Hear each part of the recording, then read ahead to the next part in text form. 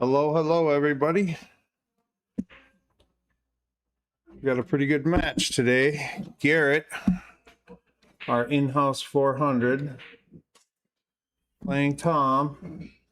I am washing the balls for them right now.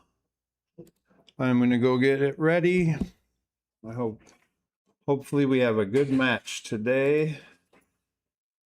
I just got joined by my counterpartner here. Good afternoon, Dave. Good Hello, afternoon, hello. everybody watching at home or wherever you may be. We're just getting ready here, Sammy. We're getting ready. Ah, the lag is imminent. It's very close. Awesome. Just getting all the screens up for everybody. Got some cooperation with certain cameras. Let us know in the chat if you can hear us. Sammy, you keep them informed. Yeah, so far the cameras seem okay. Everything seems rock and roll. Hopefully they don't get hot. One match. I'll be right back. I'll give them their balls. I'll get the leg going. Sounds good. Well, welcome to the live stream for the Slate Billiards Club 520 and under semifinals. This tournament started with 32 players in a full bracket. It is a single elimination format and winner breaks, BCA rules, and it is a race to 9. So these folks that have gotten this far have battled their opponents, they've battled themselves, and they've battled the tables as they have broken up and been challenging strategy before them. We've had some safety battles, we've had some runouts, and everything in between. We've had some great shots, we've had some unfortunate attempts, and we've had really a full gamut of experience here so far. So looking forward to today's match between Tom and Garrett. Garrett BAUER is a local here and a club member for quite a long time, actually. He's very regular. He comes in quite a lot. And Tom MANENA is from the, I believe, maybe around the Hog Pen area of Wisconsin. So a little bit of a travel for him. So if it's anything like the previous match, I would gather that he got here quite early and probably gave himself an hour minimum to warm up and get used to the tables, get used to the environment. And Garrett was probably going to be here for a few hours anyway, even if he wasn't on the live stream today. He's definitely in the trenches. He's always in here practicing. Gosh, I'd say about every other day, if not every day. Would you say, Dave? He plays a lot. Yeah. He's got a lot of time on the table. So Anything to drink? I'm great. I'll take a water, actually. Yeah. Thanks, Dave. So Garrett's more than comfortable in the environment here as well as on the specific table. Tom might be a little bit more out of his element, but as I said earlier, he's been known to step in plenty of time early to get himself comfortable, run through some drills, run through some table speed, practicing his break, things of that nature. So I don't think that will be much of a factor in all reality for either player. But, there's still going to be those first game jitters, those first couple of racks to get yourself kind of comfortable and settled in and get yourself on your way to playing your potential and playing near your potential anyway. So that's always it's always a bit of a feel out process. Get your sea legs under you, as they say. And we're off and running. Garrett's won the lag, and he's about to break here. Again, it is a winner break format. Race to 9, BCA rule set. So if you were to scratch on the break, it is ball in hand anywhere. There is no kitchen rule or area on the table in a BCA rule set. So scratching on the break, giving your opponent anywhere on the table, ball in hand, can be a pretty dramatic error and a tremendous advantage to the incoming player. So hopefully we won't see too much of that. Yeah, these guys are pretty much the strong players in this field too. Garrett's a little lower rated, but I kind of give the nod to Tom on this as far as like experience. But Garrett hits a lot of balls, man, and he definitely does the low percentage stuff pretty steady. So I honestly don't think I could bet on this match either way. Look at that, it's a nice break, Garrett. Yeah, he hammered him No right off reward. the bat. Oh wow, that was perfect. Yeah, he hit him strong. The cue ball came back with a vengeance there and did maybe a stronger pop and stop type of break style there, but just wasn't rewarded. Look at the balls. I mean, that almost looks like a practice drill that Tom might have shot earlier, or Garrett for that matter. I know he's in here shooting a lot of drills, but no joy for Garrett on the opening break. And, this isn't, a set run out by any means, although the balls are definitely separated. They are a little funky up there by the 6 ball.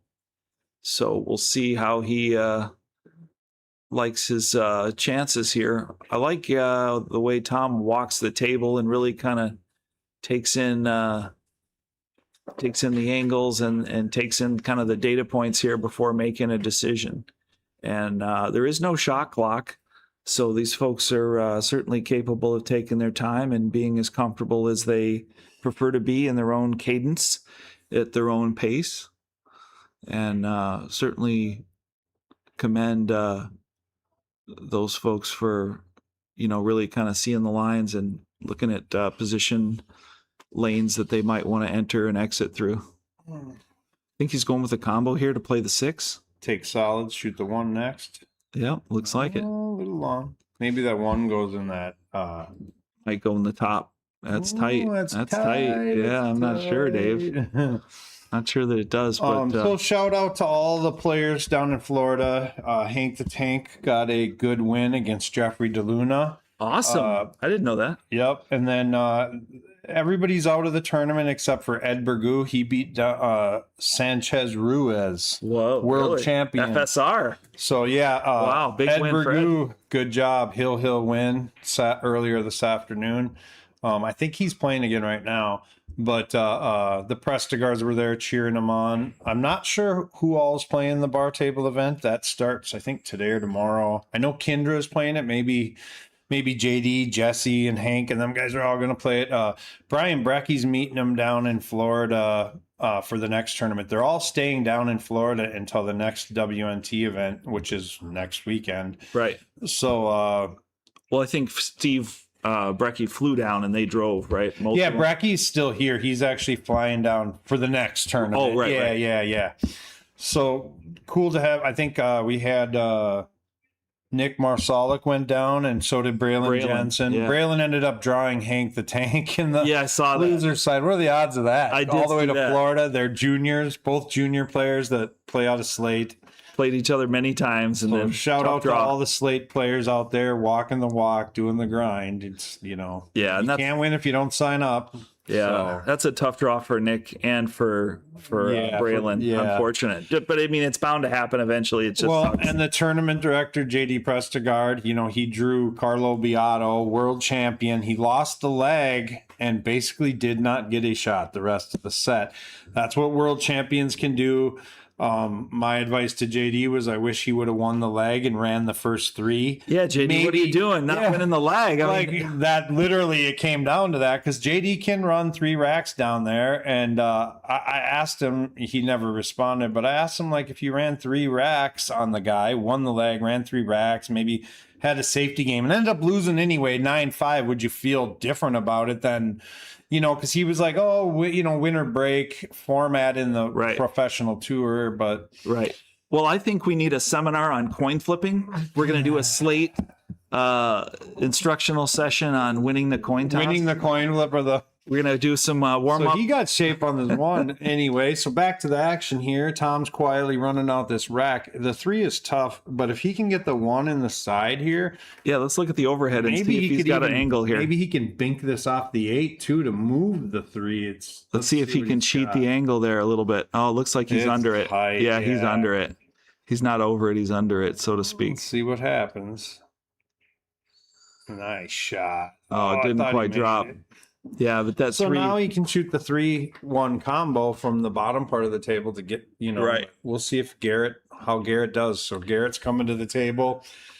He broke these balls, but didn't get nothing. So let's see how he fares. Yeah.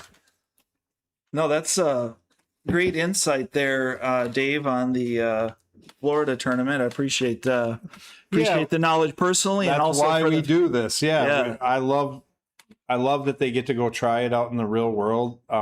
America is kind of behind the 8 ball on pool, and that's why Slate's For here sure. is literally to help everything stem we the do tide a little to bit. help those kids. Yeah, I mean, I guess we can still call Jesse Engel a kid. He's only 34. Or something. Is he really? Yeah. I mean, I met Jesse when he was 14 or 15. So yeah, I've known him for a minute. Yeah. But Which is weird because I'm still the same age as when I met Jesse. So But if you I don't know think how he about got older and I stayed the same. That's weird, right? you stayed there. Yeah. Just kidding. Well, I call anybody a kid that was born after like 2000 or, That's fair. Well, it's just, I mean, I was 20 by the time you were born. So Yeah. you're a kid, It's kind of a permanent time stamp, I guess, of sorts for certain people of a certain generation. I suppose that's fair. So he has to get on the 10 ball. I think the 10 ball is kind of his, his get out or not ball. Yeah. I mean, it's a lot easier to get shape on the 10 than it is to get on the 3 if you were shooting at solids, but I like his odds. Yeah, that's nice. That's real nice there. That should do it. I think he'll take his option right now. Yep. He shoots on the big table, so he's not scared to shoot the 14 or the... We take a look at the overhead and see what kind of shot he's got there. Oh, he might be a little short.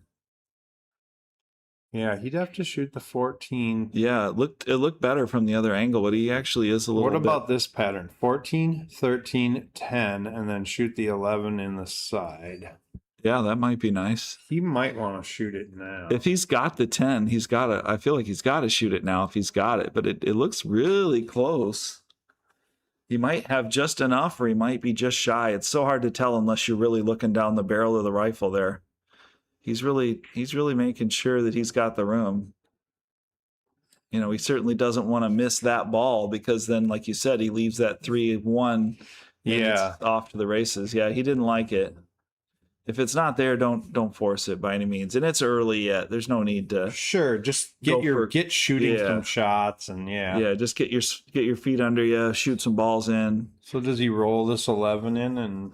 Yeah, I think he's going to bounce off the rail and try and just catch a bounce off the rail in between the 3 and the 8 try to here. hit like right there. Yeah.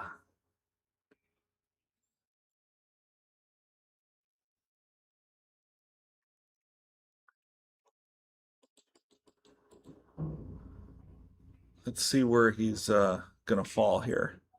This is a very, very touchy speed control. Yeah.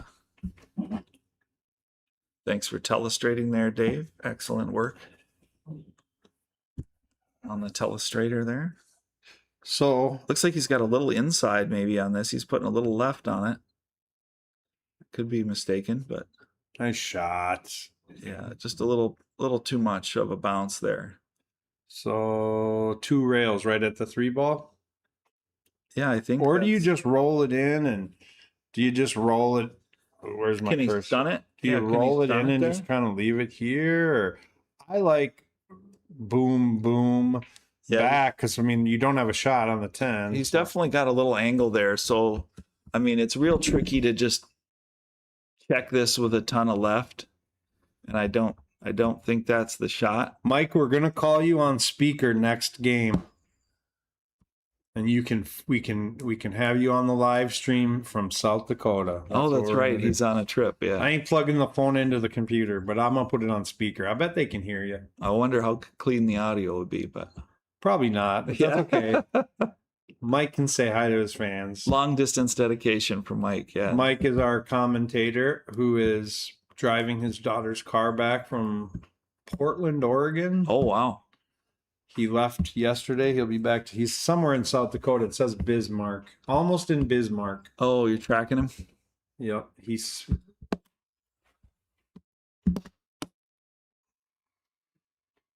So He's in the chat. he's made the decision. Let's see what he does. Hilarious says, "Hi, Sam. Hey, how you doing?" Says playing the big window. Bounce. Yeah. Looks like he came up a little awry there. So Do you think he was trying to play that past the 8 rather than in between the 3 and the 8 there? Or was he trying to come back no, in? yeah, I think he was trying to shoot the window. Yeah. Yeah, because he's kind of ended up on the 50-50 there. He's not enough for one and too much for the other. Yeah, and if he kicks behind this for safe, I like that. But because you're leaving the 10 to block. Yeah. The only bad thing is if you leave him the 3-1 combos out and the game's over. And he can kind of kick the 1 right into the hole. That's a good speed. How'd he hit it? Did he get a little nudge? Did he get a little nudge there? Yeah, he's hooked. Nice. So that's good. Yeah, it didn't look like the angle was quite favorable at first on the way in, but then they just kind of locked up just right there with the speed. Perfect speed, yeah. Yeah, he got that little bounce, and they kind of touched up again at the after the initial contact. They came back together. So yeah, even if he kicks this 1 ball in, which I don't know that he even wants to do, but he kind of has to do. What's he going to do with the 3? Because if the 8's blocking the 3. Oh wow. When you could hit that 1 and scratch behind it too, so it's a tough spot there that Garrett put him in. So nice work by Garrett. Well, and it was a 3-inning game. They both got couple chances at the table, maybe get some of the jitters out, right, because we want to see good pool. We want to see these guys. Both of these guys can run a rack. I think Tom is the more experienced tournament player. Well, I know that for sure. And but Garrett, Garrett puts his time in. Garrett puts his time in. He hits a lot of balls, and he has a lot of people at Slate giving him advice, helping him get better, and he takes it too. That's a great point. He takes it to heart that we all care about his game, because if you put work in around here, everybody will help you. You know what I mean? For sure. That's a great point too. And what else do we always look for at Slate? Hill matches. That's right. So he moved the 8. Yeah, he drew back kind of right into it there off the rail. Tangent line is a scratch, so he just needs to put a little draw on this to not let it. This is a tough 8-ball in game. And in game 5, I'd say he's a pretty high percent to make this. Mm-hmm. Let's see if I wonder if he was going to just roll forward and shoot it in the opposite corner, but instead he chose to draw back and he just nicked it. So he's not worried about the scratch because it looks like he's putting the top. Let's look at the other view here. Do we have a better view cam? There we go. That's a pretty good view. Yeah, that is a pretty nice vantage point. Yeah, I think he's re-examining the scratch there, and I think he does need to draw this ball out. Yeah, nice. I mean, come on. Pinpoint Come accuracy. on, man. Somebody did a good job on the setup before I got here. For sure. Kudos to the production team of O'Keefe. There's the draw. There's the shot. Center of the pocket. That was calm, too. I love it. Yeah, he did hit that with confidence. So, the kid's on the board. We got Garrett strikes first. Mm-hmm. That's right. Winnable game for both parties involved there. Both these guys are really nice gentlemen of the sport. Mm-hmm. Gentlemen players, yeah. They bark a little bit, maybe talk a little bit, but they both want to win. Yep. Yeah. I think Tom showed up last time in a suit and tie. I don't know if he was coming in from church or coming in from work or what have you, but he changed into something more comfortable. All right, here we are. Let's see if Slate Billiard Club answers the phone.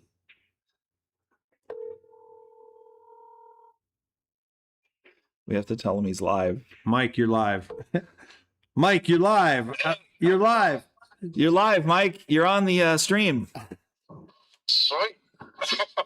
Garrett's up 1-0. Who do you like? Garrett is the only person I know. I don't know Tom's game well enough, even though I saw that last match of him. But yeah. I don't know, man. Garrett might have just being from Slate, you know? Could be. Yeah. We were mentioning how everybody helps Garrett, and he does hit a lot of balls, man. He hits a lot of balls, so. Yep. Looks like he's about to second ball break. Yeah. But he had a really good head ball break, Mike. So how's the drive going? approaching Bismarck, it's just one big flat road here in North Dakota, and I'll probably be home by midnight. Can you drive to conditions, or is that just Montana? What'd you say, kid? I said, can you drive to the road conditions, or is that just Montana where you can just drive whatever speed you want? It's South Dakota, North Dakota, and Montana and Wyoming are all 80-mile-an-hour posted speed limits. So I've been ripping it at 83 all day. Nice. Nice. Yeah. Well, It's unbelievable how much faster it is when you can go that fast. right. With those flat roads too, where there's not much scenery, it doesn't even feel like you're getting anywhere because it looks the same 50 miles ago as it did 10 miles ago. Yeah. It's all just fields. Yeah, Well, right. say hi to everyone on your stream. They all miss you. You guys have fun. I'll catch you tomorrow. I'll probably come in tomorrow. I don't know if I'll be there for the match, but I'll get there. Yeah, no worries. I got you covered. We'll see you, brother. Talk to you. Drive safe. There's a remote with the With traveling the other man commentator. Yeah, the traveling man commentator there. What's he driving? Has he got a? His daughter's graduated from college, so now I think she's coming back. I think she's moving back here, maybe okay. getting a job. I don't know. He's bringing her car here for some reason. Oh, okay. I didn't know if she had, like a Porsche Carrera or a Panamera. Or... I bet it's a Toyota RAV4. Just a guess. I was You know going to what I say mean? it's not like the Ferrari in the Vacation movie. No, I think Mike's driving like a mini SUV. Could be a car though. No, but, okay. I was only being funny, but All right, Mike. Now you got to let us know in the chat what you're driving. I'm guessing a 2018 RAV4. well, that's certainly a roadworthy vehicle. Nice carom for Tom. He made them both. I don't think he wanted to make them both for positional reasons, but it was a nice shot and helped him out of a jam for the 13 there. Looks like he's pretty hooked. Let's check the overhead. Yeah, just really unfortunate. I think he still got the He's got 12 that ball long there. 12 ball shot. Yeah. But it was pretty close to hooked if not for that 12. Like I said, he really wasn't trying to make that first ball or that carom ball, I should say. But it, sometimes that happens and you end up kind of in no man's land there. So he's just going to kick at the 10, try to leave Garrett there. Not a bad shot, but Garrett can make this 3. Mm-hmm. I see Garrett making this 3 ball.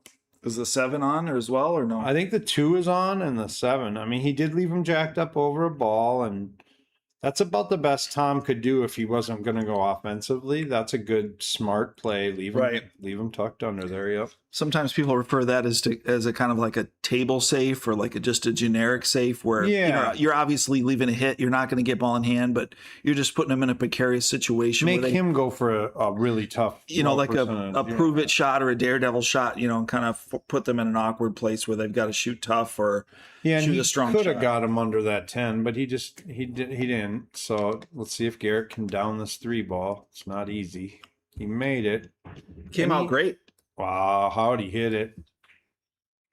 You got a little fortuitous roll there, but certainly was in play to get a lucky roll there, or an unlucky one perhaps. But played a quality shot, hit it at a nice speed, brushed off a rail and a couple of balls, and ended up right in the middle of the table where he can shoot what he wants there. But looks like he might have rushed it.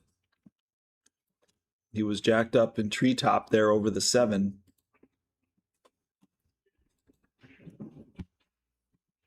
Can we see how he hit that? Or how? Yeah, I think he just rushed it. It's unfortunate result after a quality shot there, but consistency is the key, right? Tom's back and attacking here on the 10. Looks like he's going to go for a run out here if he's able to come off of this 9 and get the 13. I think next would be preferable.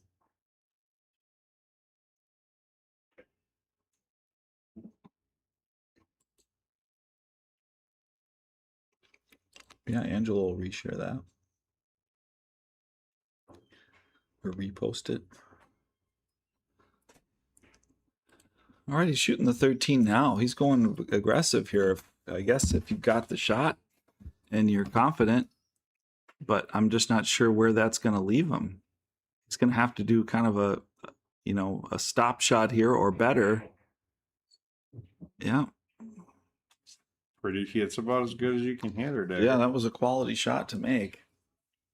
He's left himself pretty awkward here. All right, Mike has let us know he is driving back a 2018 Volkswagen Jetta Wolfsburg edition. That's Wolfsburg is a track in Germany. Oh, okay. So it's like a proving ground. Not a wolf track. Not a wolf. Oh no, it's got some performance package there, the Wolfsburg edition. So should be a fun drive. Probably got some nice tuned suspension there for some tight corners and a little bit of timing and calibrating for performance driving there. With the probably the engine as well as the suspension. But anyway, Volkswagen's not a paid sponsor, so I'll get off of that subject and back to Tom trying to recover here from getting behind this 12 ball, I believe. He's got to cut this super thin, and the cue ball's got to grab onto it, which there's not a lot to grab onto. I think it's going to end up hitting the 5 here.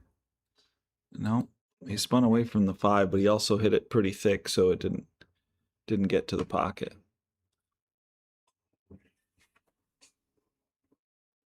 You knew a car thing that Dave didn't know. Yeah, first time and last time ever. But Sam officially has been over to Europe or somewhere. I have. And I haven't. So that's because of his traveling skills in his younger years that even is known. Yep, I lived in Barcelona in 2003 to 2004. It's my did a little travel while I was there, but anyway, long ago and far away, but it was still a formative experience. So back to the table, back in action. Garrett can't believe his good fortune after a unforced error. The 1 ball doesn't go nowhere, but what could he do for position? Well, there's so many balls, I think, in the vicinity that he can use to break that free. I think he's just trying to figure out which one is best. Yeah, I mean, does you think he rolls the 5 in? Because he doesn't have a shape on a break right now. Yeah, he's got to play kind of a challenging shot on the 6, a combo on the 7, or kind of cut the cue ball loose with a thin shot on the 5. What do you like here? I kind of like the combo personally. I wouldn't normally want to attack a combo, but I think it's pretty straightforward, and he's got a big pocket. The ball's pretty close to the pocket. Yeah, I think I have to be a shooter here. I'm not playing a straight safe. I agree. I have enough chances to get to the 1. Yeah, I agree. Yeah, I think he came out really nice there just because the 2 is an option. Sure. And I think I would take that option. Let's look at the angle on the 2 here. I think he can get forward and get on the 5 and then just put a lot of inside on it to break that 2 out or the 1 out. What about shooting the 7 and playing this shot? That's an option. I think it's a little too hard to control because you got to get your angle right. It's one of my favorite shots because you can hit that 7 ball 100 places and still make it, and then you've got to get your spin speed right. If you comprehend thickness of hit. Yeah, you've got to get your spin rate right too because you hit the bottom rail and you got to come right into the 1 there. Yeah, and I'm off of the bottom rail. He's just looking. I think he's going for the 6. The 6, yeah. So he'll slow roll the 7 in. I think I would rather get past the line of the 6. And then go into the 1 that way. Yeah.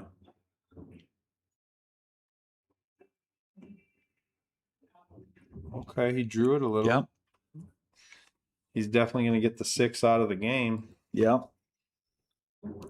So then what's going to happen is he's going to have 3 balls that are all below the 3rd diamond and the 2 balls just ahead of the spot. As far as the quadrant of the table, they're all going to be kind of in the same little neighborhood there. So I like that. He tried to force that one over. He tried to go. Yeah, he had a free shot at it. He just needed a little more right English, I think, on that there. That would have carried him a little bit. He got a lot of top. It looks like he was cueing. I don't know if that's where he struck the ball or not, but he was cueing it with a lot of top. Maybe didn't quite hit the tip position he was lined up on. I'm not sure. Sometimes you don't hit that with a stroke. You kind of hit it with power, and then it doesn't really activate the same. Does that make sense, Dave? He might have just kind of overpowered that shot and didn't actually hit the stroke. Didn't smooth it in. Yeah. Exactly. Either way, he's not looking terrible here because he still has an opportunity to play He's safe. still got covered. Mm-hmm. I think what? Would you come off the top side of the 5 and leave the cue ball down by the corner pocket? What he's thinking and what I would do is I would bank this 2 over here and just leave the cue ball right there. Yeah, that works. You know what I mean? Don't make the 2. You're banking it to the middle of the table. You know what I mean? Right. And that's coverage on both balls. Yeah, and it's maybe a little better breakout for later. Yeah, that's a good shot. I was looking at coming off the top of the 5 there. I like that too. And then that way you're kind of forcing him to shoot the 12 ball out of your way.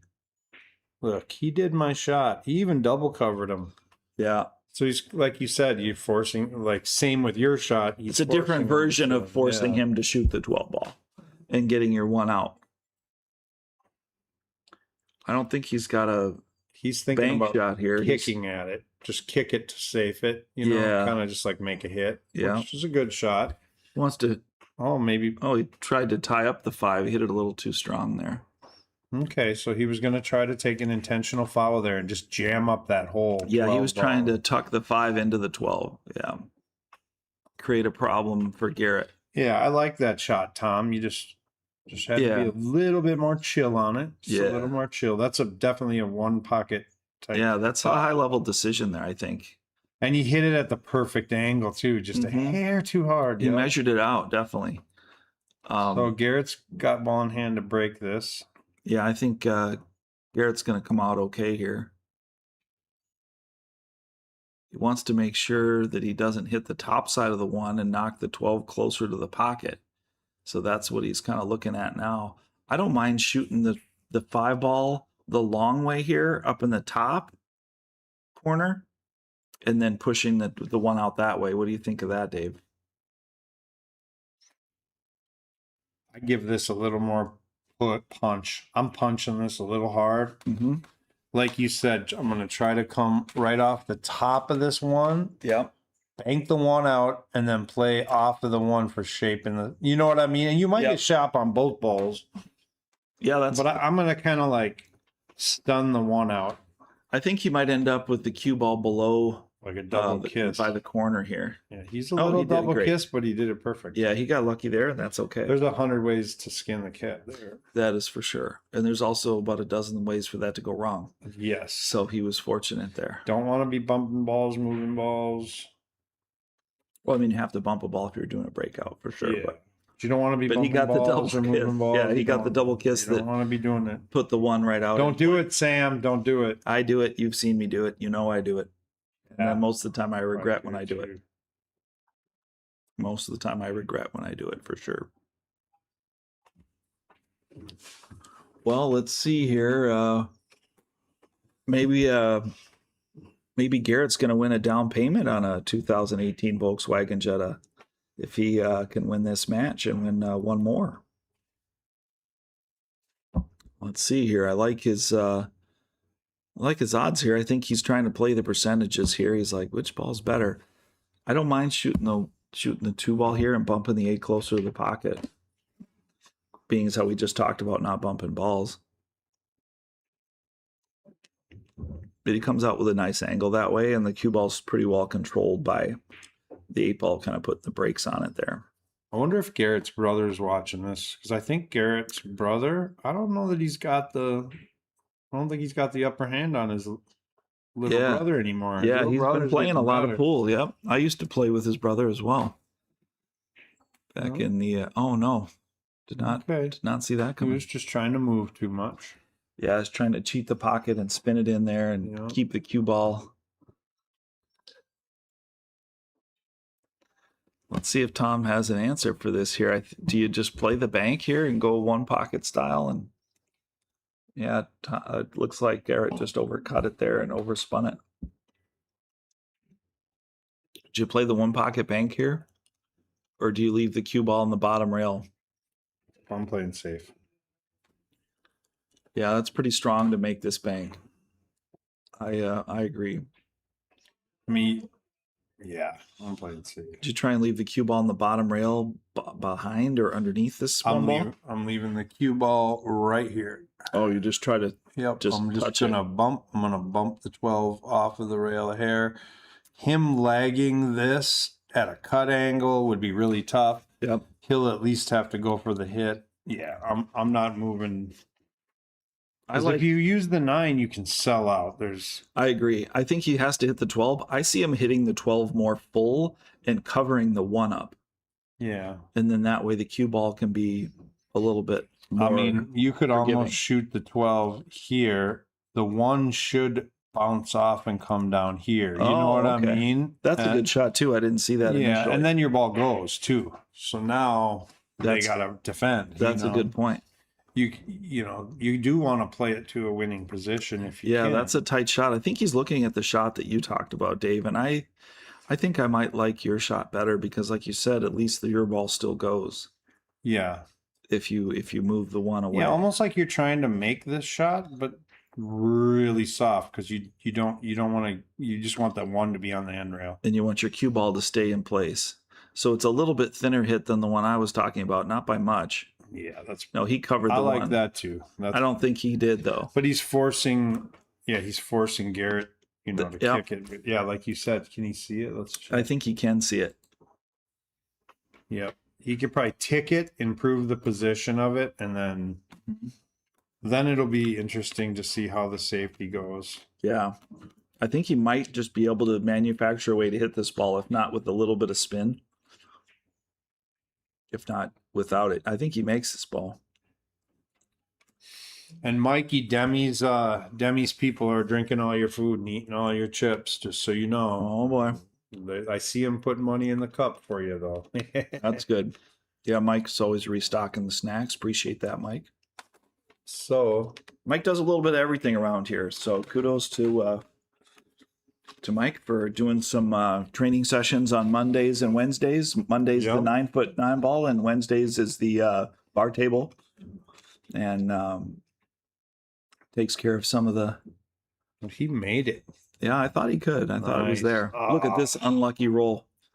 Wow, that is really unfortunate. Tough action.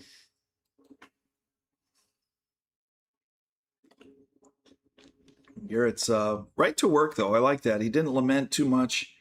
He didn't have a pity party there. He didn't, throw his hands in the air in disgust. He just said, "Hey, here's where I'm at. This is what I'm going to deal with," and went to work. I like his attack there. I think he spun it too much maybe there for the 8 ball, but does it look like his measuring was correct there? Or yeah, I think, I'm not gonna lie, Tony Chohan taught me this. When you're kicking at them balls for make, 0 spin, no running spin, no nothing. Just keep it natural. As center ball as you can and aim. So I think what Garrett did is maybe put unintentional right on it. Right. Because where he was aiming looked pretty close. Where he even hit the rail looked close. It just kind of zinged out. And yep. And that's what I said initially too. It looked like he overspun it there. Yeah, I agree. And maybe he thought that. I think you were right, Sam. I think he overspun it there. There you go. Okay. Well, I mean, I was just saying that, like I said, it looked right to me. Tom wanted a little bit more there. Yeah, he looked like he was lining up right. Tom's got to make a shot here. Yeah, he came up a little light there. He had ball in hand and didn't travel quite as far as he wanted to. He wanted to hit that bottom rail and really come up. But I think that top spin kind of put the brakes on it after it hit the rail and killed it off. Tom is definitely the nicest dressed on the stream. I appreciate that. Yeah, he came to work. He's clocked in at 5 o'clock for his work shift. He showed up in his work clothes and he's putting in his full shift here. He can put this down and get natural shape. You know who else dresses up for pool matches? Jeff H. Johnson. Jeff Johnson does. I say the H because there's several Jeff Johnsons. Yeah. So Does he play pool still? he does play just a bit, not too much. He's running his own company and Oh, that's right. He started up a company. business on his own and So- still works his day job. So, So he's his world Scotch doubles championship didn't like encourage him to play more pool. no, it did not. It didn't encourage me to play more pool either, as his You guys partner. are world champions, and you don't what? Oh wow! Can you believe the mid-table double kiss to Okay, go into the he didn't pocket he call it, called, though. No, or did he not call the bank? he didn't call it. I'm a little- Wild. So maybe he was just going to try to bank the 9 and draw And yeah, the and, cue and ball leave him back. tough. or- Straight, yeah, because the cue ball did look like it was going backwards until that ball ticked it. yeah. I didn't realize This he didn't ain't call easy. that. Let's see. Oh, come on. It's a tough Oh, come shot. on. We were rooting for you there, Garrett. Yeah, I feel like Garrett could have benefited from a victory lap around the table there and maybe you're right. took a deep breath and Took a page out of Tom's book. lined up on the Let's ball. Take a little walk and a relax. And don't get me wrong, that might not have had anything to do with him missing That's a it tough shot. Yeah. because it was a tough shot, a challenging shot, but I feel like it might have put him Right. in a better position mentally. Well, we or are what have you. 39 minutes in and we have played 2 games. Yeah, they're taking their time. There's a lot of innings. A lot of innings here, We've 1-1. 1-1. I mean, it could have just as easily been 2-0 for one player or the other, too. With, Yeah, no, I'm back and glad forth. that they both got some shooting in, and yeah. we're not biased just because Garrett is our house 400 player. We just want Hill. Yes, For that the is always people. true. For the people. We're always here for the people. We're about the people. Yeah. Although We're- Robert Mayman, I haven't seen him in our chat lately. Well, his daughter's in Rome. His daughter is in Kennedy's in Rome. so he's probably working to pay that. yeah, bill, he's got a lot of a lot of charges coming in if in anybody Euro- knows Robert Mayman. Oh, like, what is this withdrawal from an ATM at 3 a.m? yeah. Well, that's noon in Rome. Mm-hmm. Kennedy needed another meal. 7 hours ahead. Yeah, So there was a head ball break that worked. yeah. Great job, Tom. That's kind of what Garrett's looked like at the beginning too. Right, but he just didn't get any a balls. ball. Yeah. Yeah. Garrett hit those shockingly well the first time, and he's like, "Hey, I'm not gonna break him up for Tom twice in a row. I'm gonna go second ball break this time." So Garrett went with the second ball break, and Tom went with the front ball break here. That second ball break, worked pretty good for Garrett. We'll be interested to see if he goes back to that on his next occasion. And looks like Tom's front ball break is working for him, so we might stick with that for the time being. But those balls, as spread out as they are, they do kind of have a couple of little lockups. The 14 and the 6, the 11 and the 4. And that does make the choice a little tricky here for solids. I think I might prefer to shoot the solids because I can get the 6 ball down there, and the 7 ball I think has options. So I think I would try to get to those early. It looks like he did an excellent job of that. Played the side pocket shot there with some English. Came back, kicked the 4 off. And he's probably got a shot at the 4 or the 6. So that is probably what he's looking to do here, is travel off of the 6 ball and get up for the 7 in the side. And then he's pretty much off to the races. His 3 ball's a little tricky. He did, on that breakout, he did kick some traffic into the 3, but it does go after he makes the 4. Came up a little light there, I think. He might have wanted to get a little further. He'll be traveling towards the 13. Mm-hmm. Yeah, with that 4 ball, I think the 4 ball is actually in the way of the 3 ball going in that corner. Okay. So I feel like he's got to play the 5 next, which I don't think he would prefer to do.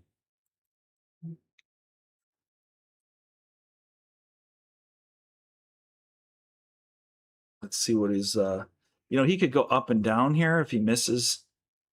No, he missed the ball. He hit it too full. Yeah, I wasn't sure if he could go up and down there. You know what I mean? By traveling up to Yeah. the top rail through the kitchen and back out again. But it didn't look like that was the play. It looks like he was just playing for the 5 and slow rolled it with top, and maybe that grabbed a little bit. Or no, I think he just hit it too full. Just aimed it too full from the start. So Garrett's surveying his opportunities here.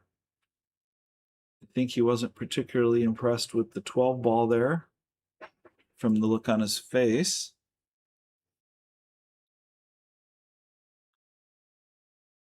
It's kind of doing the Stan Laurel there. If anybody's ever watched Laurel and Hardy, I'll give you an old comedy reference there. He's scratching his head. Not sure where to begin. I think he believes he's out if he gets the first shot right, and that's why he's taken some time deliberating on his first opportunity, which I can appreciate that. I think he's right. I think if he does make the first shot, he's got a really good chance of getting out. Oh, just too thin.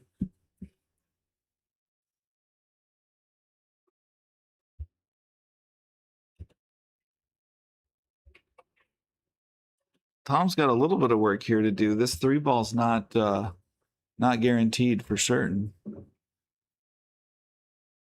Let's see if he likes this 4 ball back and forth here, or if he likes to draw the 4 ball out, because I feel like he's got to play the 4 here.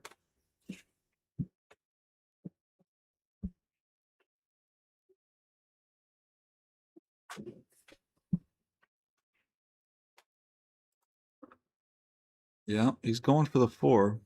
I wonder if he's going to try and kick into these balls, or if he's going to miss them and go back and forth. I would prefer to miss them, but we'll see what he does. Oh, he went around it. I did not see that. A nice shot. Block the 10. Yeah, he's got 2 balls in the corner, and the 3 ball is now free with that 4 ball out of the way. Do you like 7-5-3? 3's kind of got to be Yeah, it's out weird. ball, but It's weird because he's got 2 blockers on either side. He's got to be really straight in on the 3 to pass or do you through just shoot the 3 right now because you have the blockers? Just get it Yeah. out of the game, then you're out. But Yeah, I don't think I could play the 3 right now. I mean, that is an option. I like the 7 here. you just said that because he was already shooting it. No, I mean, I'm just I think kidding. he's got to, like you said, he's got to play the 3 last. I think he's got to get short on the 3 so that the Yeah. cue ball drifts over to the 8 and he plays the 3 and the 8 in the same pocket. Yeah, somewhere past this line, or Right. before. You don't want to go Right. past this line. Right. And that 11 ball hopefully doesn't bump it, or if it does, it's just a really thin bump. Good shot. Yeah, he's good there. Yeah, okay. So he's almost got the same 3 ball shot he had earlier. Yeah, he's gonna catch the 11 and it's gonna go towards the 8. Yeah, if he can stun it, Right. just so that he doesn't, Clip the 11 come down too far. or come down too far. Yeah. Or clip the 11, yeah. I think he'll put draw on this. Yeah, I think he's gonna. Just a little thick. Yep, he shot it the way he should have. If he would have hit it thin and made it, I think the cue ball would Cooperate. have Yeah. been a little better. Yeah. But... Yep. So Garrett's back in action. Garrett's back. Let's go to the other view here. So Garrett's got the 15 ball. Is the only ball he has to deal with. Mm-hmm. And it definitely goes in the 1 corner. Yeah. You want to be below it on the left Right. side where he is now. Yeah. That way you don't have to worry about running into the 3 for your shape. Shot. He got away with 1 there. I like taking that middle of the table ball out, though. Me too. Considering where he was, he had a People- tough shot on the Yep. 10 and he could have sold out there. And so you're not going to want to play that shot yet. So I like playing the 11. He got a little lucky that he glazed off the 13. I don't know that that was his plan, Yeah, or let's look. that he was clear to make that ball without it, but now he's okay. He can play safe here if he wants, or he can play the 10 he plays the 10 over, it sells the game out, but he also can win the game. Yeah.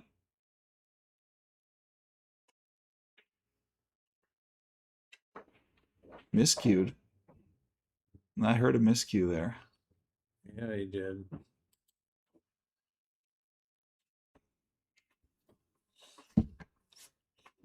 Oh. OCD. Yeah. We were just talking about the rack in the table being Thanks for bringing it up. not pushed up. That's all we were talking about. We weren't referring to the players. But anyway, we can intervene on a break. Yep.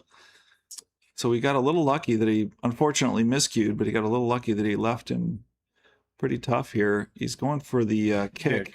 He's got to go 2 rails here. Otherwise, the cue ball's going to stay in behind the 15 and won't give him a play at the 8. Oh, he's cross banking it. Oh, really? 1 pocket shot. He's going to knock on the glass, I think. No, maybe not. Okay.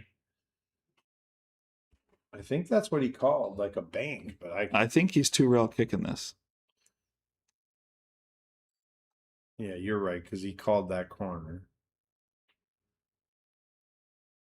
He went 1 rail directly at it. So he might have been kind of playing a 2-way there, I think.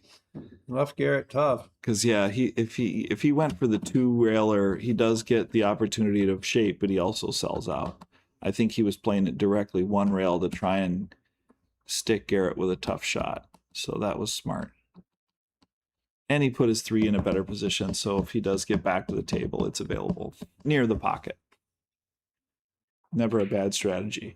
And I think what you spoke to earlier, Dave, is that, Tom has more tournament experience. Yep. And, kind of pressure situation experience than Garrett. And I think that decision, along with a couple other decisions, do showcase that.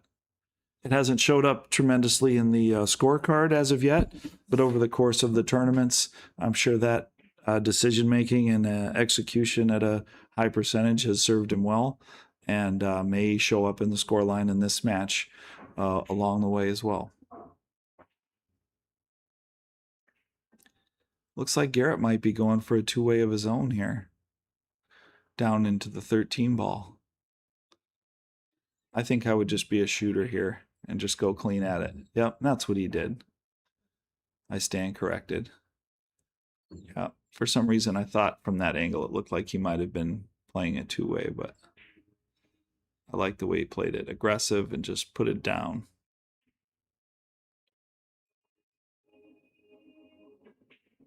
Nice. That was a tight pass there between the two. I think he went a little far there, but he still should be okay to make this ball. Check the viewfinder here. And that's going to show that he does have a shot on the 13. He almost went too far, got behind the 8 there. But I think he's pretty straight in. He's got to put a real lick on this. He's got to put a pretty strong stroke here. You just got to look at just a lot of top and a little bit of left English here, maybe. No, he hit it. He kind of had a weird swing on that. He kind of steered that one out. Kind of wild swing there. I wonder if Garrett's not getting maybe a little impatient or maybe a little confidence wavering with a couple of his last couple shots. His cueing was a bit awry. Unless he was banking that. I mean, he might have been trying to bank that. I'm not sure. To get the move on the 15. Yeah, it looks like he might have actually been banking that. I'll take that back. Just because the way the cue ball plays out, he might have actually been trying to bank that. Yeah, we play enough 1 pocket around here that everybody's seen all the fancy banks from the good players. Yeah. So I'll rescind my earlier comment on Garrett there. I think he was actually banking So this that. is twice Tom's came up short on his key ball or the 8 ball. The speed, yeah. Tom, you got to hit it just a little bit. And it's with topspin too. I feel like the topspin kills off the bottom rail. Sure. And it killed him on a different shot too, where the topspin. Yeah. And he might adjust. This is only game 3, even though we're almost hour in here. Oh, he tucked it in there and just didn't quite make it. He overcut it. Chose to slow roll that one. So Garrett can play a 2-way and make the 15. You know what I mean? He chose to slow roll that because he was maybe kind of feeling the miss and was hoping to block the pocket and keep it in play for the 13. Good But since he pocket hit it so speed. thin, it actually ended up Didn't coming hang, away. Yeah. Yeah. If he had hit that just a little thicker Hit the nipple or a lot thicker, either way, the ball would have either gone in or stayed in play. And he did the only thing he couldn't do, which was cut it too thin. And it bounced away from the hole. So I hope Garrett's shooting the 15 here and not trying to like power draw this 13. Yeah, because the shape is too Where tough. is he? Yeah, the shape is too tough on the 15, I feel like. Yeah, and the 15's not an easy shot. I agree, but if that's the case, then just duck.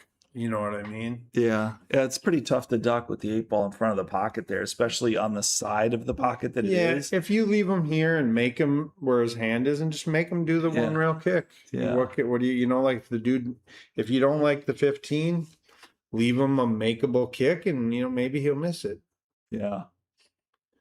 Because I put Tom, like you said, pretty high percentage to kick that in. Yeah. So Garrett's. If you're using your bridge on the side rail there, I feel like you can use the side pocket so you're not really encumbered by the He's by the playing rail. safe. He called safe. So he's going to leave him right where the 15 ball is and put him on the rail. Nope, he left him in the pocket. Yeah. He left him in the pocket like you were talking about. So I put Tom at over 50% to kick this in. Yeah. He's looking at it now because he does get a clean hit. He could just roll right up on the 8 and leave him treetop. Interesting. Don't think he can make it a little closer, like maybe double kiss the 8 towards the. Yeah, I don't think that's on either. I could be wrong, but I think he's just going to kick it one rail, like you said earlier. I don't mind slow rolling the double kiss here because it doesn't sell out a lot. You know, that's true. And the 8 may block the pocket, like we talked about earlier. Yeah, you could get a double kiss to block the pocket, but I don't think you're getting a double kiss to make it for sure. Good choice, Garrett. I don't mind not going for it if you don't like it. Is he banking this? What is he doing? He's just gonna roll up on it, double kiss, maybe try to get it in the way. Yeah. Yeah, he went for the high percentage play there. Yep, and that's good for Tom because now the 8 ball goes. Mm-hmm. Garrett's got to be a shooter or a winner, otherwise anywhere up there, Tom can do it. It's really tough to play safe from here. Yeah, and if he leaves Tom down here, Tom will play safe on Behind you. Yeah, so he'll leave you behind. So that makes Garrett a shooter. So Garrett's thinking, can I go 2 rails and play safe right there? How do I get there? I think you should just fire at this. I'd go top spin and just send it. But that's because you're really good at pool and that top left spin you got. That's true. Yeah. Some days. So maybe you could. But I feel like that's. Because you're a world champion. But I mean, the safety shot is so tough. It's more tough. Like, I feel like, and I'm probably going to lean towards shooting more often than playing safe just in general. Yeah. But this in particular, I feel like is really tough to get the speed right. And the shot on the 15 is untenable to shoot it to make it. Oh, he was playing the bank to put the 15 in play. Maybe try to jam it up. Yeah. Or just put the 15 in front of the 8. That's a pretty good shot. Yeah, I like your choice there, Garrett. It's okay. It's just you didn't get the exexecution. Just a little thinner. Yep. A little thinner angle or on the 15 to come a little closer to the 8. Yeah. Okay. That was a good shot. I must admit, I did not foresee that coming. I think that was the better shot. So Tom might take his lead here. Okay, so Tom gets the lead. We do have the MN Pool Boot Camp in the house. They've been doing a training over there. I don't know if you can see them. Yeah. They're on the 9-foots. They're on the 9-foots over there in the back of the room. This is Charlie and Kyle. Kyle doesn't play bar table. You can see he just missed the 8. Get him, Charlie. Him and Charlie have been playing a while. But yeah, we got MN Pool Boot Camp. So what it is if you're a member of our Patreon page, which we'll run the commercial if these guys take a break or at the end, it's our online training. Demetrius Gelatis is our coach. He's a 720 Fargo, plays pro events. He's going to be playing the Texas Open and the U.S. Open this year again. But back to action. Yeah, nice to see what's going on in the room. So went for head a- ball break. Yeah. He hits a good break, man. So just like Garrett's very first break, he did not get one. It looks like he was a little off to the right there, a little off center contact on the front ball. And that cue ball had a little more energy on it going towards the far right side. That energy inefficiency might have cost him making a ball. You definitely prefer to have that energy into the object balls rather than remaining in the cue ball. So didn't find it this time around.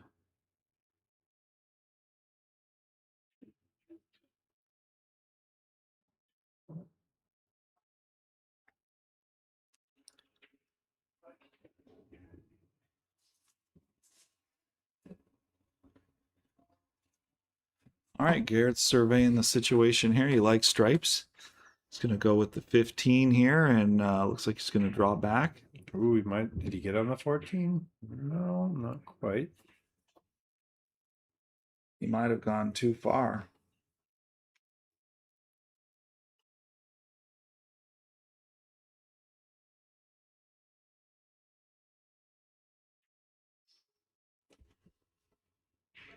Yeah, he's surveying the situation. I don't think he likes the 14.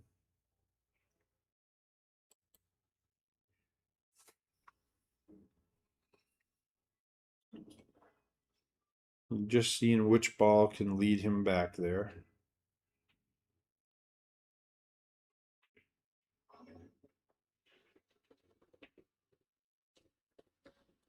My wife told me to make sure that the score was 2-1. Thank you, Angie. Yeah, we gotta keep on the scoreboard there, keeping it right. Well, let's see if Garrett can recover here. I feel like he's got a good. Yep, it's 2-1. Just making Yeah, sure. hey, Yeah, that's a good option to have. Dave's got all the toys here at Slate for the live stream with some of our remote camera controls here, or remote control Nice. cameras. I like him trying to do that. Does the combo on? I think the 14.90. combo could be on, and the carom is probably on. Let's look at the overhead. Okay, the carom might not be on, but the combo is probably on. He's not going to take it. He's 'cause happy he that doesn't it's have to. opened up. Yeah. Yeah, he opened it up. He doesn't have to take it. I like that. Got a little juice on the draw there. Yeah. Created a little extra angle, but with the 9 there, that might not be Yeah, too draw bad. draw into the 4 a little bit. Yeah, I don't think he wanted quite that much draw because it created a little more angle there. Yeah. He's going to maybe brush the 9 here. He pulls it back. Yeah, Nice. yeah. You brush the 9, and then that's okay because you got a mostly stun draw there out of the. He might be able to do this. Yeah, I think so. It's got to hit it thin and get shape. Maybe right between the 7 and the. Yeah, I think even if you hit the 7, you might be okay because I'd want to leave the Yeah. 8 where it Yeah, is. just don't hit the 8, huh? Yeah. If you're going in between the 7 and the 8, the cue ball could go too far. He's looking at the bank for some reason. Yeah. Maybe he feels that he can bank this better than cut it.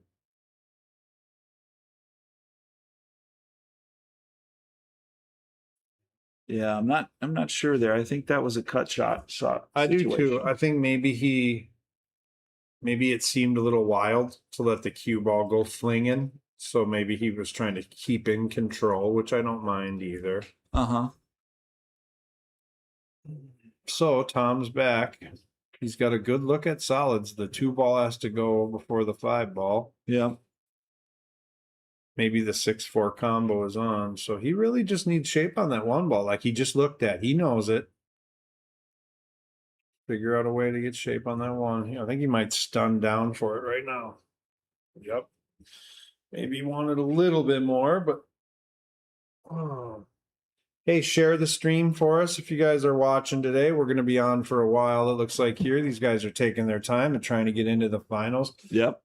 All of the players in this tournament paid $265 to get into it. It's a 520 and under, race to 9, single elimination. We had 32 players. Winner of this match goes to the finals next weekend. Next, is it Sunday or? I don't think it's set yet. We kind of let the players pick it Friday, Saturday, Sunday. okay. You know what I mean?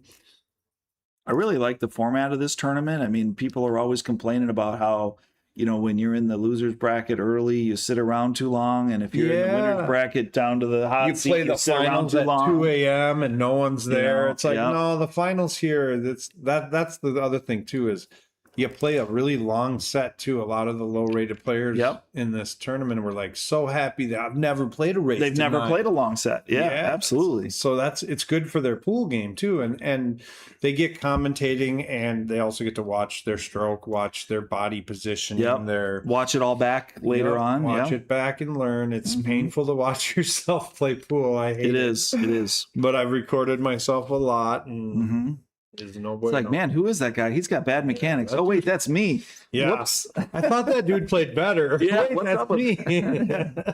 Like, why didn't he just play safe there? It was so obvious. Why did he take that flyer low percentage shot and he lost? I'm just glad that I know how to work on cars, because There you go. can always fall back on that if I don't make it as a pool player. Don't quit your day job. Is that the old expression that they talk about pool players and many other vocations? It's funny when my employees leave every day at 6. I'm like, all right, so I'm the only one punching in for second shift. Like, we all just work first shift. It's like, no, I got to work second shift too. Yep. I heard your boss is a pretty tough customer, man. He doesn't give you no breaks. He just makes the only thing that matters to him is the customers, Mm-hmm.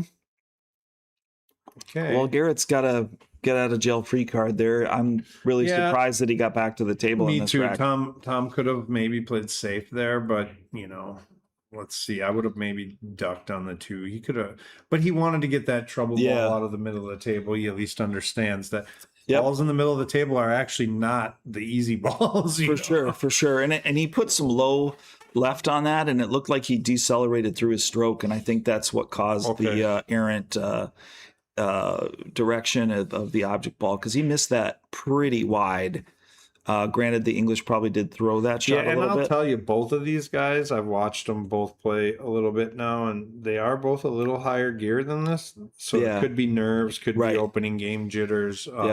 I agree. They're not settled in and calm yet. Definitely not. They're not playing to their ability or their potential. I believe that at this point, both of them will probably run a rack in this because they both have a nice break. They will. They will step up, and their game will solidify. I agree. And I think it's important to note too that Garrett, I don't think he would mind me saying this, but in his last match, he never ran a rack the entire match until it was hill, and he opened up with a 2-rail kick shot, and ran out. I remember. I mean, if you're going to wait to do it, that's a good time to start. Better late than never. Better to get your gear rather than never get your gear. Yeah, better late than never. And he so 2 rails. He hung on the side. Oh, nice little bump there. He was fortunate there. He's He got a good look to tie this up. almost got himself into trouble. I like the corner here. I wouldn't even look at the side personally. That's just way too tough. Yeah, I like the corner too. But it looks like the way he drew it up, he didn't want to go wide towards the 6. He wanted to go a little narrower there. But he made a nice shot. Good recovery. Fortunate to get a bump on the 6. Nothing wrong with that. That's pool. 2-2. If it was a race to 3, like most tournaments that you're playing in the local area, it would be hill. Yeah. But as you mentioned earlier, these 520 and unders, they've probably never played a race to 9 in their entire lives, whether it's, a challenge match or a money match or a Salado match or a league match or a tournament match, so this is really, kind of uncharted territory for most of these players, if not all of them. And that's even true for the other Fargo rating, skill sets. Most of the time I'm playing a race to 5 and even rarity, a race to 6, with alternating breaks, which is a big factor. I dig it. So I think Garrett's going to go back to the big front break here. Yeah, he has a good break, just like both these guys. Good break. Yeah. I'd like to see a repeat of the first break, except for a ball going in, because he hit him too good to not make one. That is a good break. Oh, the 5 rattled on him. Gosh. He just can't catch any love on the break. And here. I think if the cue ball's in the dead center. Dude, it's a perfect break. I think if he just simply took a hair of little power off. Yep. this table is the felt's brand new, so you don't really need to hit it that hard. Yep. It's like more of A pop and but stop I mean, break. come on, that was beautiful. Yeah, he hit him fantastic. He really did. I agree. And he hit the first break fantastic too. I marked the score. Yeah, okay. No, I was Thought just, Sam was reaching for the. I was just getting the delay screen up. I like to refer to that. So see, if you'll notice here, Tom's really taking his time on the opening shot, really walks the table, really takes in all the data points, not assuming that balls pass when they're close or that they don't pass if they're close. You know, he's really checking the lanes of entry and the lanes of exit for his cue ball positioning. And, you know, I really like his deliberate and just kind of taking his time, taking in all the information, not making any assumptions. Oh, and shout out to one of our other players. Kennedy Mayman is in Rome playing in a Scotch doubles women's event, I believe. She's in and Scotch now? singles, yeah. So Nice. it's kind of neat. I seen a picture of her from Rome. Pool gets to take us all over the world. Yes, indeed. Well, for some of us it does. For Kennedy, it definitely does. And April is there as well. I made a joke on her post there that she had to battle the lions for her next match. That's what they used to do. They used to fight wild beasts in the Colosseum from all over the world. They would import these exotic creatures to do battle against their gladiators, or to just feed the Christians to them. They did a bit of that too, for sure. Well, Tom's tried to go up table and hit that one and break out his stripe, but he just kind of threaded the needle in between here and didn't touch anything. So he's gonna try to find another way and manufacture a breakout for a different spot.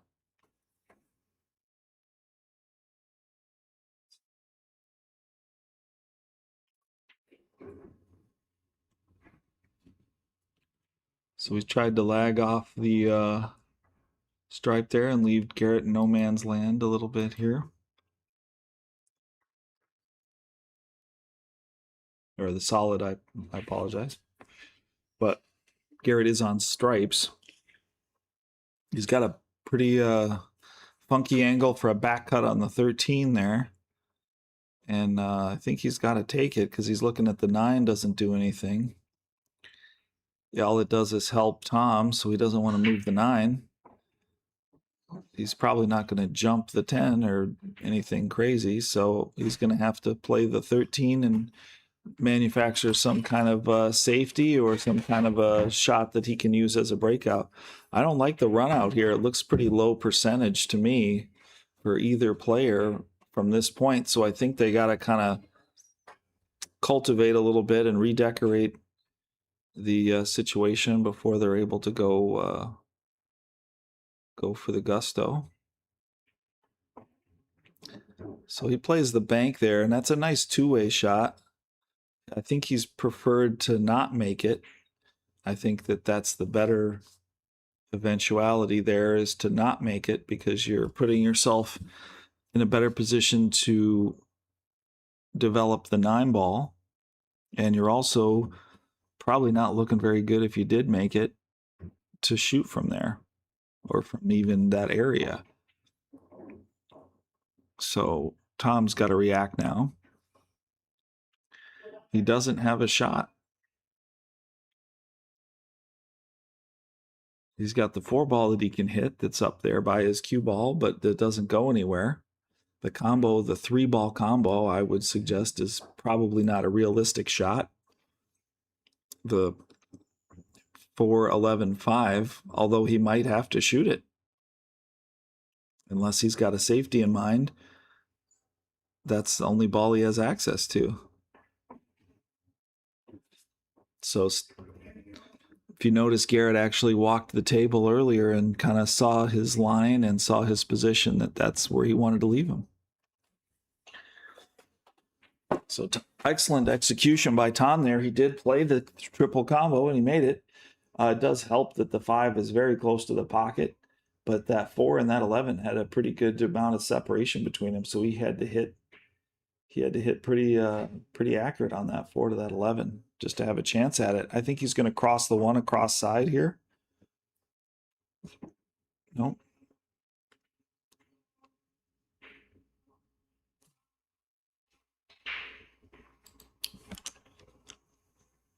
Nope, he just chose to bump it.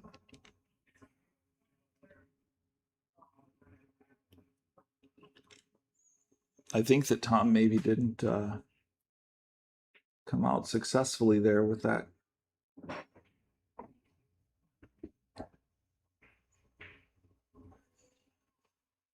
So Garrett actually played the tap on the stripes. Maybe he didn't call the triple combo. So Garrett got to the table, played the tap, and left him the kick on the 1, and he's looking at making the 1, and he's already examining his chances on the 3 if he can make the 3 through the 13 or at least take over the pocket. So that's what Tom's looking at. If folks at home are wondering, he's kind of got his thumbprint of where his cue ball wants to be. I think he's going to try to kick the 1 in and roll off of the 3 and park the cue ball into the 7 in between the 8 and lock up the cue ball. I think that's what he wants to do now or after. Well, he chose to leave the 1 in place and just go for the bank there. And with the speed that he hit it, I think he was really more just trying to kill the cue ball than make the bank. I feel like he might have actually hit that a little in error. He might have wanted to nudge up a little closer to that 7 and that 8 where he was looking, because it didn't look like he was able to make that shot. Even holding the cue ball, he wouldn't have had a shot at the 7, he wouldn't have had a shot at the 2, and he wouldn't have had a shot at the 4. So the only ball he would have been able to play was the 1. And again, I don't think he gets positioned for any shots because there's just no shots available. So there's no reward for making the 1. There's no reward for making the bank. So I think he was trying to kind of shove his cue ball or stun his cue ball over a little closer, maybe with spin towards the 7 and the 8.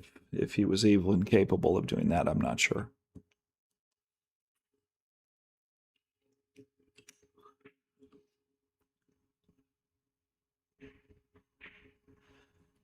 So we put out a message in the chat. Let us know where you're watching from. So if you're active in the chat or you would like to become active in the chat, please let us know where you are watching from. And we will find out shortly where everybody is at.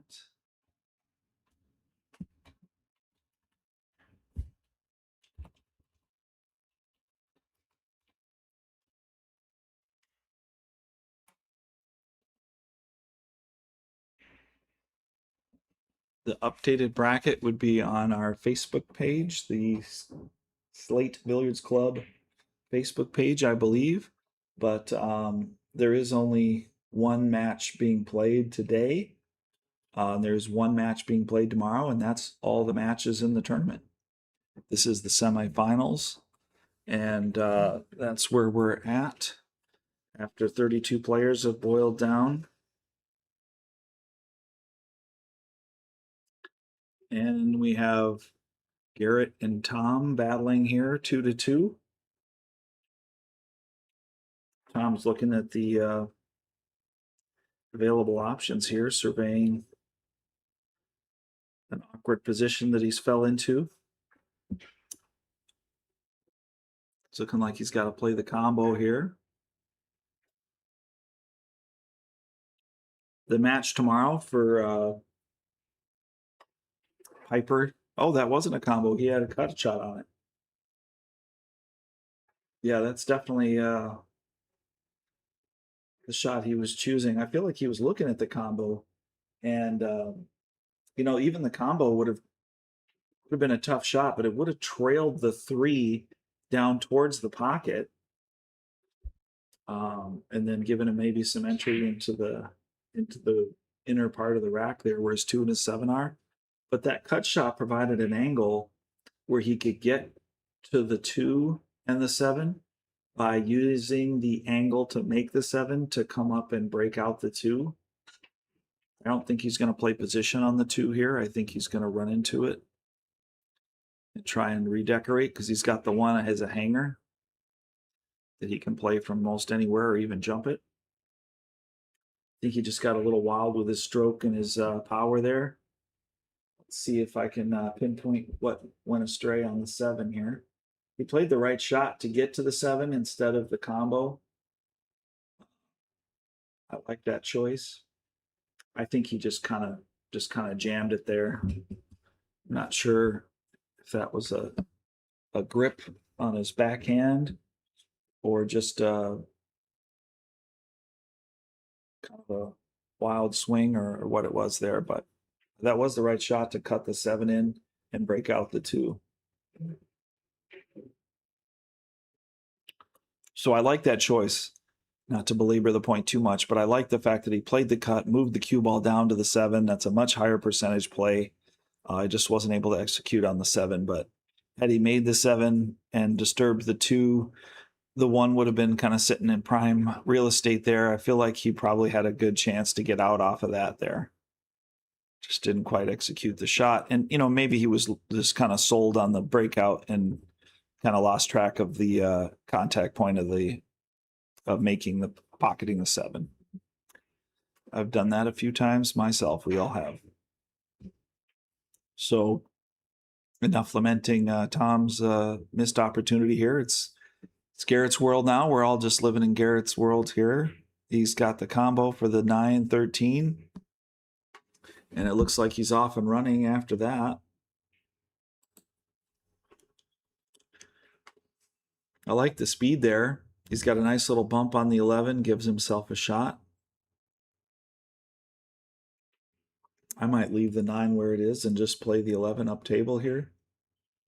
I think he's going to make the bump on the 9 and control the angle on the 11 a little bit, but I would play the 11 personally and leave it there because you can travel up table with the 11 and you can get a few things done that way, but I think he might be okay to just play the 9, get an angle on the 11 that he likes a little better, and then travel up table for the 10 ball. I just don't like playing the 14 last here. I feel like that's kind of what you end up with if you take the 9 and then the 11. I think you end up playing the 14 last, and I think that's a little dicey for my taste, but maybe that's what his preference is.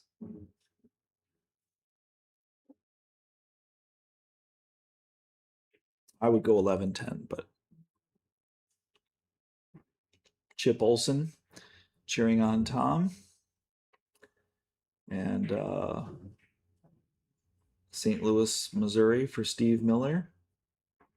That's where he's watching from. And Hilarious is in Egan, home location of the stew Sam is going to be eating when this is done. Great match so far. I definitely will be eating the stew. You're right about that. A little home cooking in the crock pot there, waiting for me when I get home. Thank you for that. My favorite. You know, it's pretty simple ingredients. You got carrots, you got potatoes, hopefully no celery, and some nice beef, some bacon, and some beef stock or beef broth. Maybe a little herbs and spices there mixed in. And pretty much delicious, if you ask me. That's my favorite thing that she makes. I've got an update. No celery. Awesome. Appreciate that. For those who haven't figured out, Hilarious in the chat is my girlfriend, and she is cooking stew at home. After this match, I'll be getting a nice bowl of stew for dinner. So hopefully you guys are having a nice dinner as well. Well, Garrett put a big stroke on that ball, but he put a lot more power on it than he put stroke. And he ended up a little shorter than he wanted to be. And this was kind of the unfortunate result that I mentioned earlier, that playing the 14 last can be a bit tricky, but I think he's going to shoot well, and I think he's going to execute and overcome this obstacle and just shoot his way out of it. He's going to put some draw on this here. Pocket the 14. Oh, he had the chance to do it anyway. He did have a makeable shot. It was a bit of a tester. He did have to draw out of the scratch, which he did do. Obviously, he hit the ball too full to make it, but had he not hit the ball quite that full, he still would have gotten out of the scratch. The 8-ball could have been a bit challenging, but with the side pockets both blocked, he would have had to play a long shot up in the corner on the opposite side of the table. But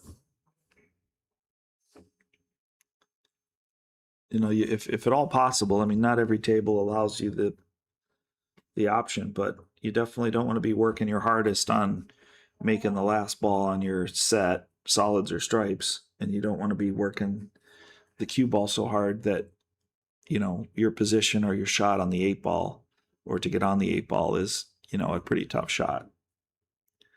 Ideally, you'd like to play your options earlier and choose your patterns and angles earlier to allow it to be a little bit easier in the end as you're closing, and you close at higher percentages that way.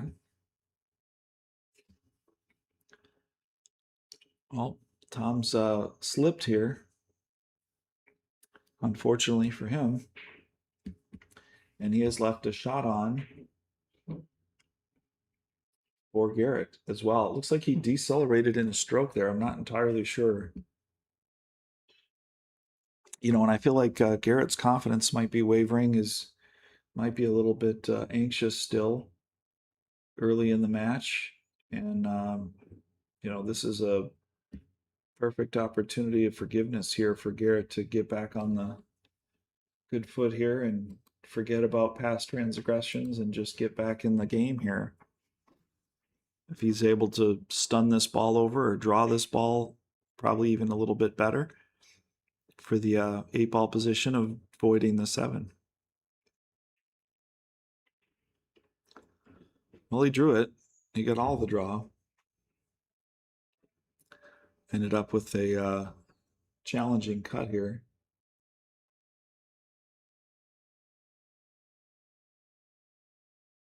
Watching the delayed playback here, looks like he just got a little too much power on it. You don't see the rotations on the cue ball. Nice shot. Great close, Garrett. Good for you, man. You earned that one. You got it back. You got forgiven, but you played good to get there and close out a tough spot there. 3-2, Garrett takes the lead. He made a great shot on the 8 there. Nice play.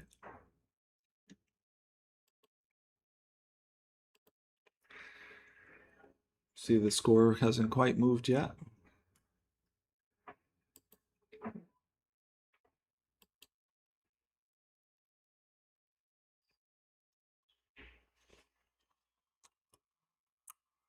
Let's see what Garrett has. He's telling the story to his opponent of how the narrative was from his perspective and his experience.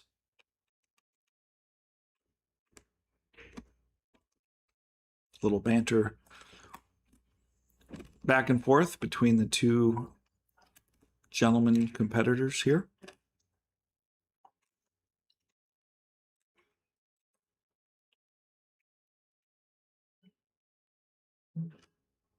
I think if we look back, I suspect, I'm prognosticating here, but I think if we look back, this is a separating game. Tom had the chance to win. Garrett had the chance to win. I feel like Garrett had the chance to win again. Tom had the chance to win again, if I'm not mistaken. And then Garrett was victorious. I might have put an extra inning in there somewhere. I'm not sure. But not just from the score line of going ahead 3-2, but just from, Garrett being able to exercise the demons, as it were, and just get comfortable and get his confidence back and, try to reassert himself into the match mentally and stay engaged. I think that was the transition game there for Garrett. And I think we might see that show up on the scoreboard here throughout the match. I'm just calling that timestamp now, and we'll see if that proves out in the scoreboard or if it just shows up on the table and maybe doesn't quite equate to the scoreboard. But he made 2 balls on the break. He had a nice second ball break. Unfortunately, he's overcut that. Again, I'm going to contrast with Tom the time that he spent walking the table, the time that he spends looking at the shots, looking at the openings, being a little more deliberate. Might be something that Garrett could benefit from. 2 different contrasting styles or approaches to the game, and that might just be Garrett's personality or his play style, if you will. But considering the errors that come from it, I think that a more deliberate strategy, a more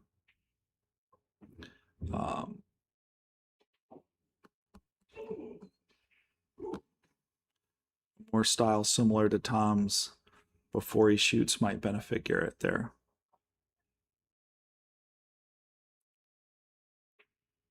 But I think that, as I mentioned earlier, I think that might be part of, his confidence was back and he was kind of in attack mode and kind of might have got a little fire over his skis there on that one. And I can appreciate that.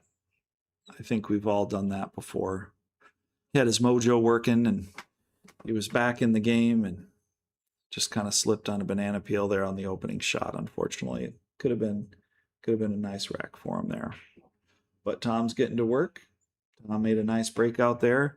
Unfortunately, got kind of stuck after the breakout in a precarious position.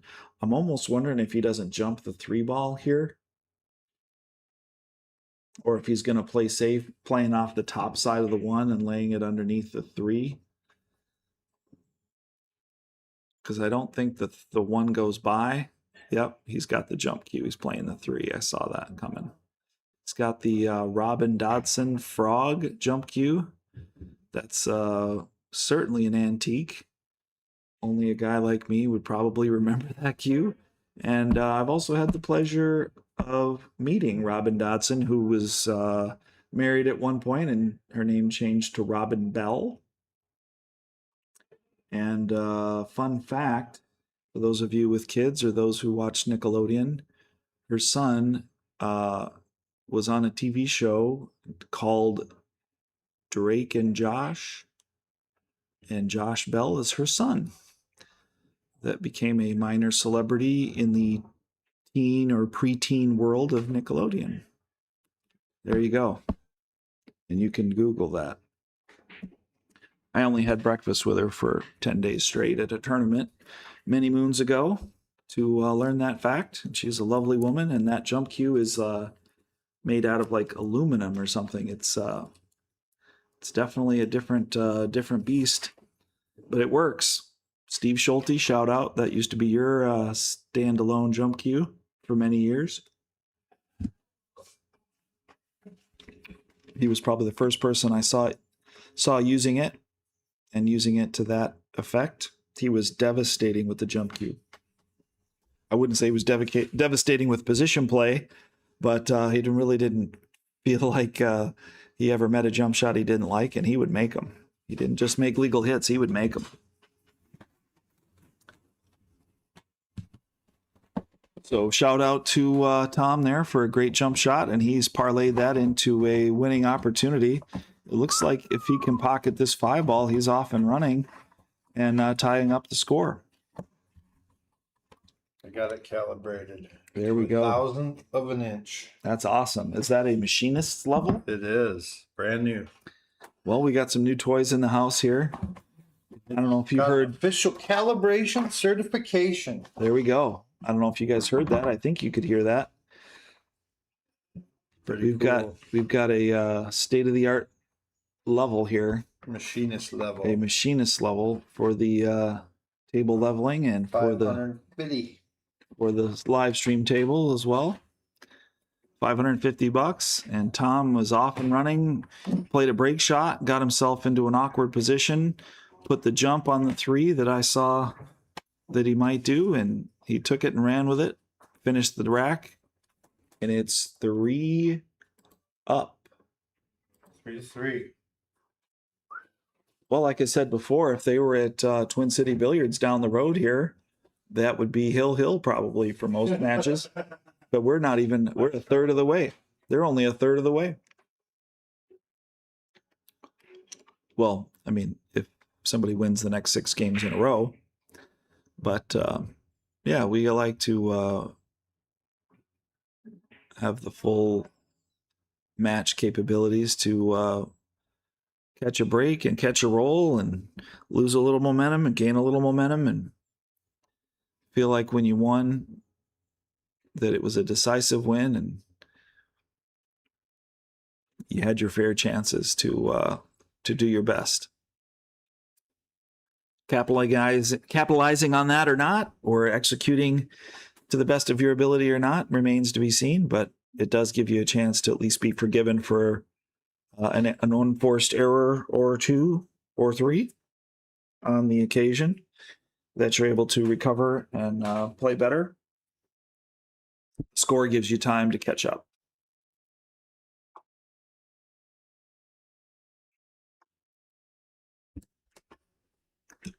I could be wrong, but I think the last time I saw Garrett's match, they did not take a break.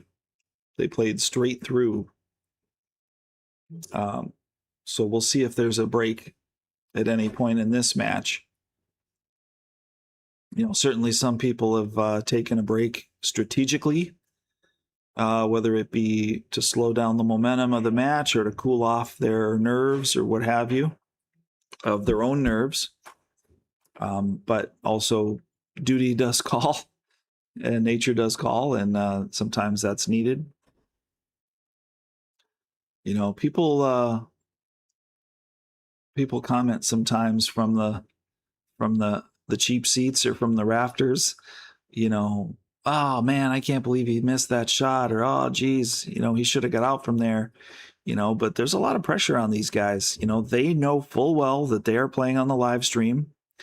They know full well that this is online on the internet for potentially eternity. They know all their friends or family are either watching it live and supporting them or are watching it later on their schedule, and that they're probably going to hear about it from their buddies or their, you know, teammates or their local pool room commentators, amateur historians of sorts. So, you know, they're feeling the pressure and they're feeling the weight of their decisions. Not to mention there's money on the line. They're definitely, you know, trying to cash out here. So that can be a lot bigger factor than people realize. Nice rail first kick shot. Well, I commented earlier when it was 3-2 Garrett's lead that it looked like his confidence was up and he was feeling good. And then unfortunately he missed the first shot right out of a nice break. Just kind of took a flyer and just kind of wasn't really all that close to the pocket, unfortunately. And now Tom has taken full advantage of that, run out and made a nice break and may run out again. So, you know, Starting to get the going, momentum huh? is going right back the other way. So there's definitely been a shift, a change in the tide, if you will.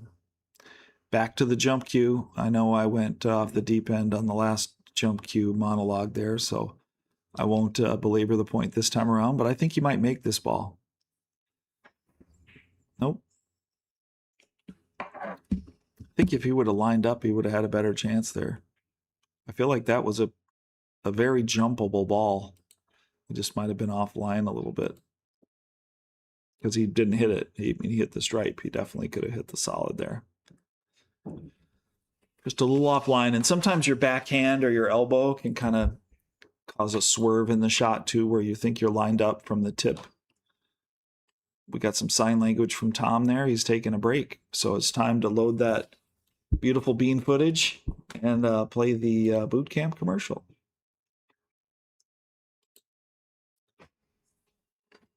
3-3.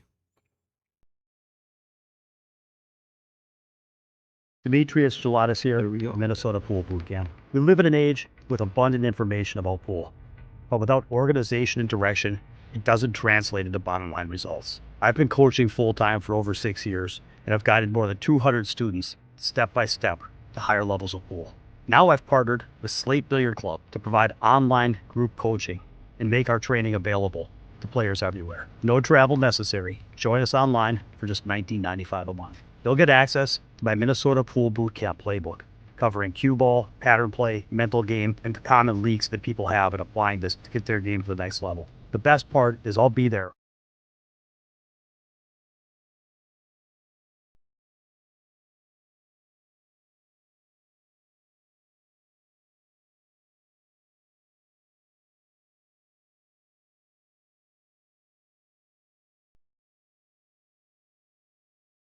Demetrius Gelatis here with Minnesota Pool Boot Camp. We live in an age with abundant information about pool, but without organization and direction, it doesn't translate into bottom line results. I've been coaching full-time for over 6 years, and I've guided more than 200 students step by step to higher levels of pool.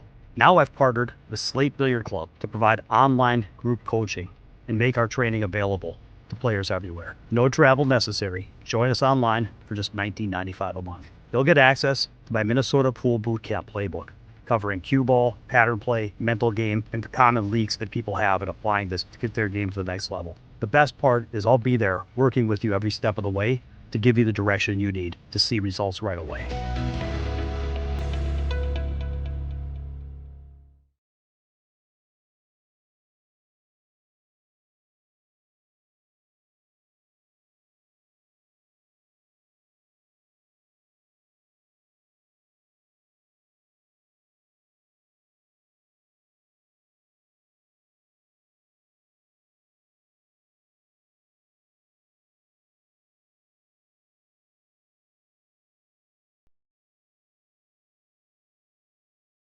Demetrius Gelatis here with Minnesota Pool Boot Camp. We live in an age with abundant information about pool, but without organization and direction, it doesn't translate into bottom line results. I've been coaching full-time for over 6 years, and I've guided more than 200 students step by step to higher levels of pool.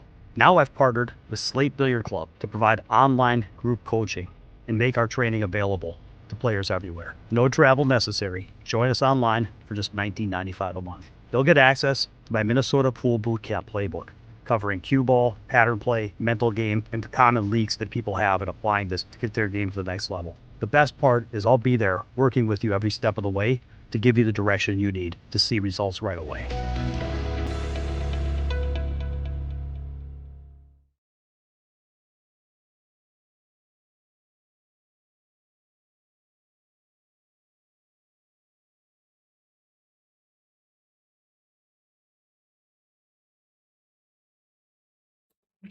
Okay, we're back. A little break for the players there.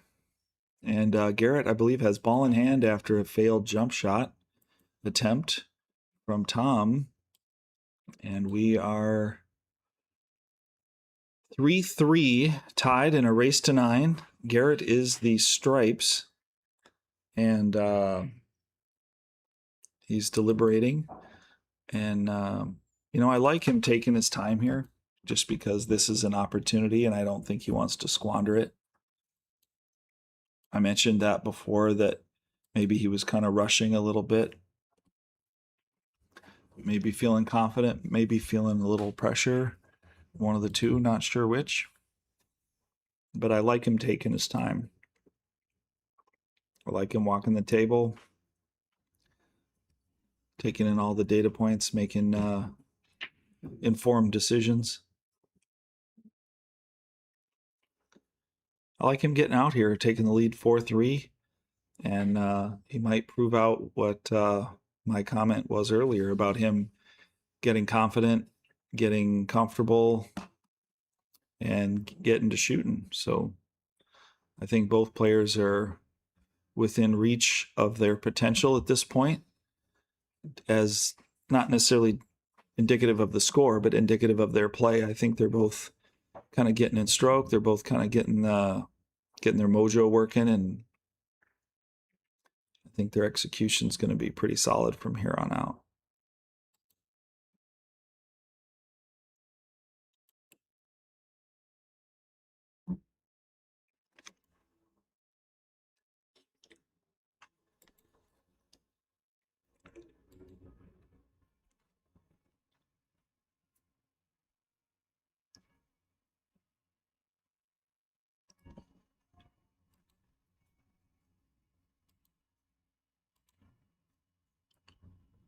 So Garrett's being very deliberate. I like his approach here.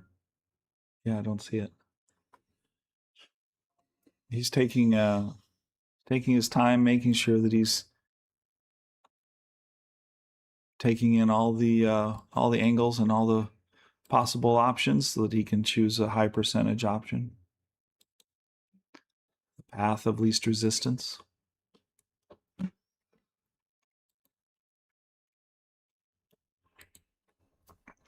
I feel like he's playing the 11 ball here, and he's going to be okay drawing the ball back. He's got a little bit of angle, a little low, maybe a little bit of left here, and come back similarly to where he is now. As far as the cue ball, yeah.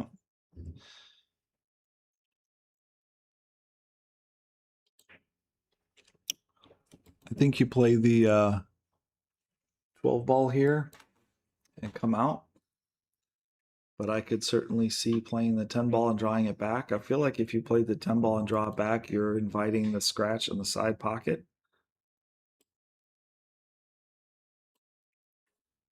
I think he just comes out of the kitchen here and lines up hopefully on the 10.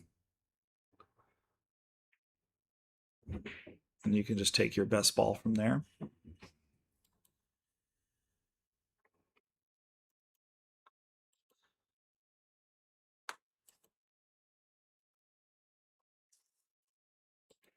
Let's see. Is it on the home screen? I heard that. I had it. Oh, there it is.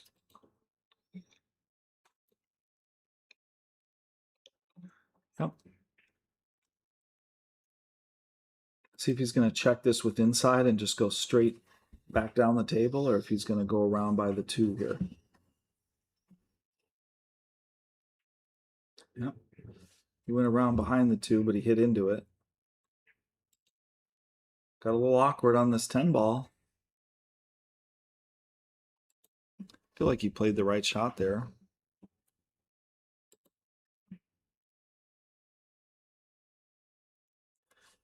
I think he just got into that 2 ball there, unfortunately, and put himself in a recovery position on the last 2 balls. Kind of once again, familiar territory for Garrett's last couple of games.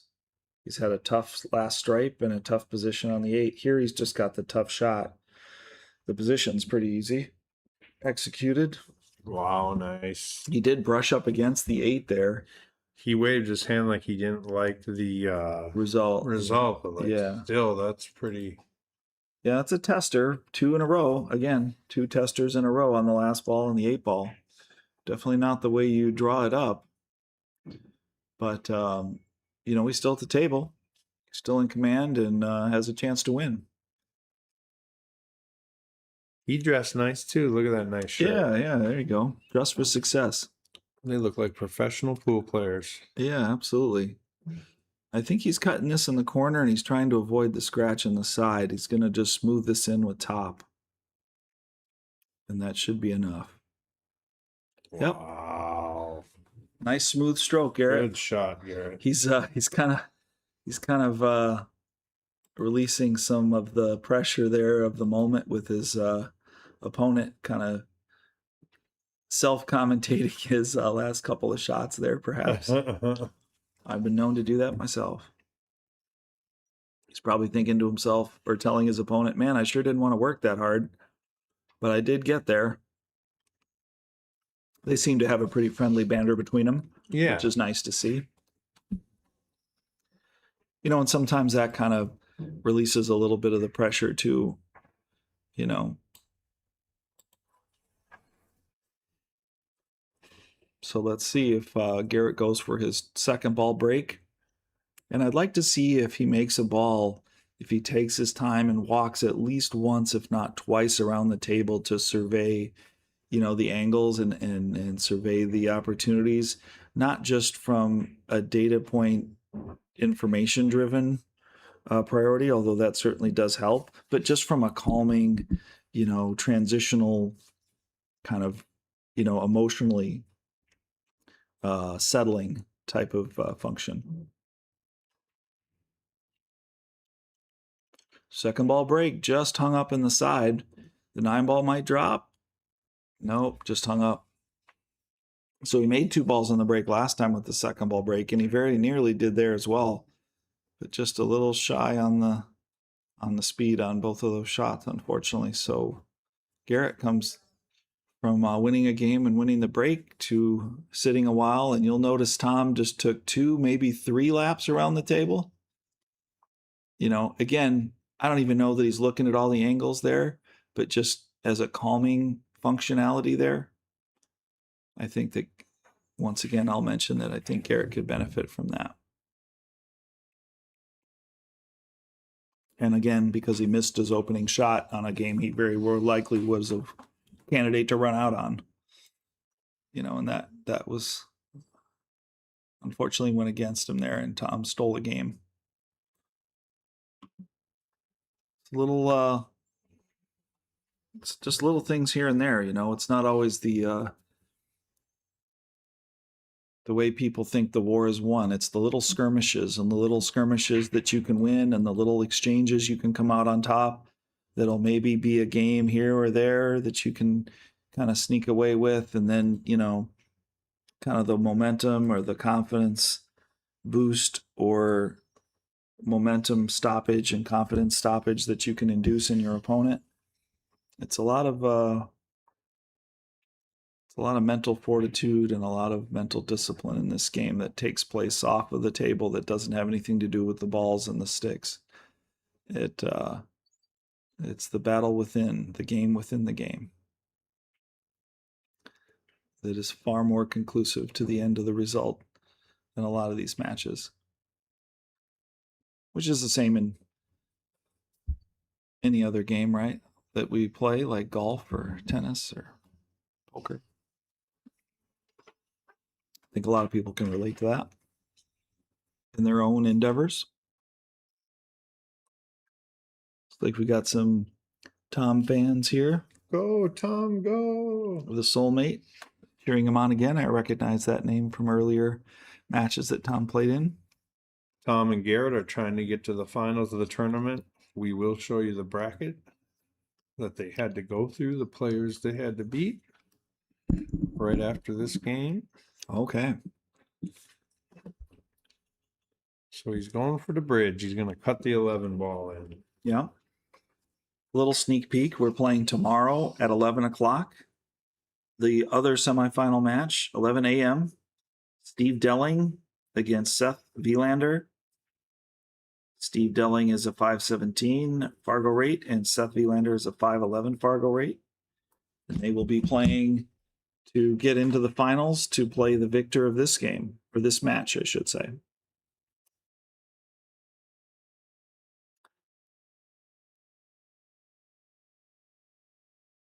I've got to say, Seth has probably been one of the more disciplined and more consistent players overall that I've seen in this tournament so far. So he might be able to finish tomorrow and get into the finals. Get into the finals for the big money and the trophy, as well as a yep, trophies are right there on the table, as well as a membership and apparel from Slate Billiards Club, along with the cash. You got to get out with the cash. That's what I've heard. Well, I've done it a time or two, just not at Slate. Guys play too good for me to get out with the cash these days. So let's see what Tom's got in mind for this run out here. I feel like he's got to play the 10 and then get back for the 14. But I think the 3 ball's got him blocked in the corner. But I think he can make the 10 and the 14 in the same corner. And the 8 ball doesn't really have a pocket. He might just force it through the 2 ball and follow it in. Not sure. There's might be a window. It looks like he's trying to see if he can get behind the 4 over by the 2, but the 4 is in a position that makes it hard to cut the 8 in. That might be a position to call a ref as well. I don't think I'd want to be playing behind the 4 to cut this 8 in if I could help it. I might actually like going through the 2 ball better than that. Not only from a position point of view, but just from a making the shot, if you do or even get the position to start with. sure. So he's played the 10 as I suspected. Tom shoots him in, man. Yeah. And he's going to play He's a straight shooter. I think he's going to play multi-rail shape on the 8 here. Or break it out. He shot, I think, Tom, if you watch this back, you shot that one a little quick. Yeah. You just kind of pulled the trigger a little quick. I think if you'd have settled in a little longer, you might have made that. And Yeah. because you had the right juice and you didn't miss it by much. Yeah, he was definitely going for the breakout on the 8, which I like there. It was like 2 back swings and Yeah. he fired. So I think you're right. I think you're onto something there, Dave. just a little calmer on that one. And he usually is. Yeah, no, right. That was just That's why that stands stood out. Yeah, It does stand out. exactly. Yeah, when you kind of break from character. So it's all He Garrett. might have got excited and saw the finish line knowing that he had solved the problem. Yeah. Yeah. And then, So yeah. Garrett's got some clusters here. yeah. Well, he dealt with one of them right there. I like shooting the 2 and leaving for the 4. Yep. It's a good point. You don't have to move it much, and you will still have the 6 ball if you don't get it Yeah. how you like it. I think he's looking at whether the combo is lined up the way he likes, or if he can get somewhere on the 4 Yeah. from using the 5 and then shooting the 4 in the side, I think is what he's looking at there.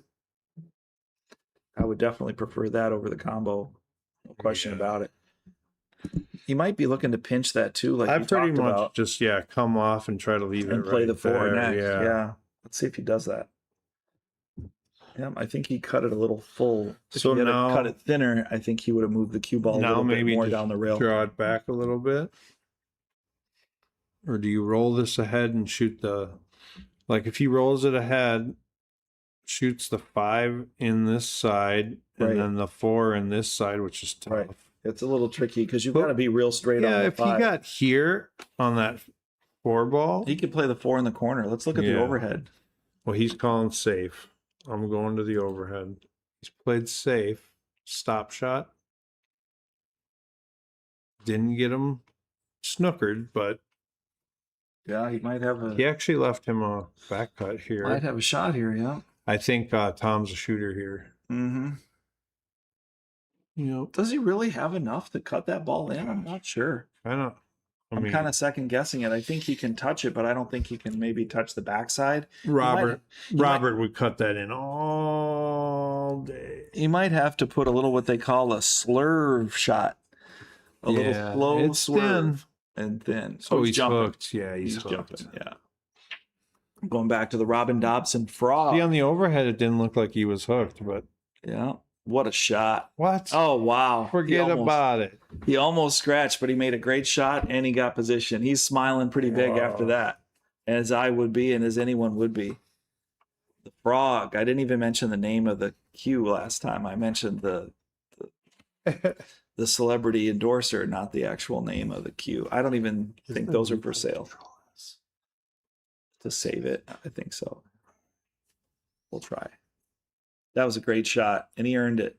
He earned that one. He's like, I just did my best I could there and came out smelling like a rose. Yeah, that was a great cut. to chump that and cut that in thin and then come around for the shot. I mean, it was kind of built in. If you make that, which was definitely not a sure thing by any means, but if you make it, I think the position was kind of available. As long as you avoid the scratch in the side, which he also was close to doing. Yeah. And the speed was right. I mean, everything just fell into So place. here's the bracket. We got Tom playing Garrett right now. This Seth and Steve are playing tomorrow at 11 a.m.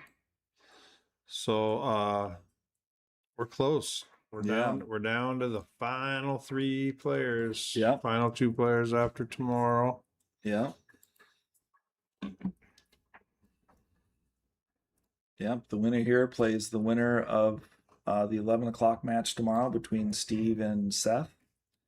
And they have a week to get their schedules aligned to play their final match, which again is a function of this tournament format. They decide what time they play. They can coordinate on that, which is a nice option as opposed to a traditional tournament schedule.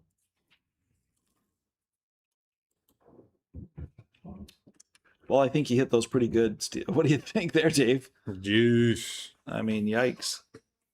So we went from kind of a awkward angle there with the cue ball. It's 4-4, right? Yep. And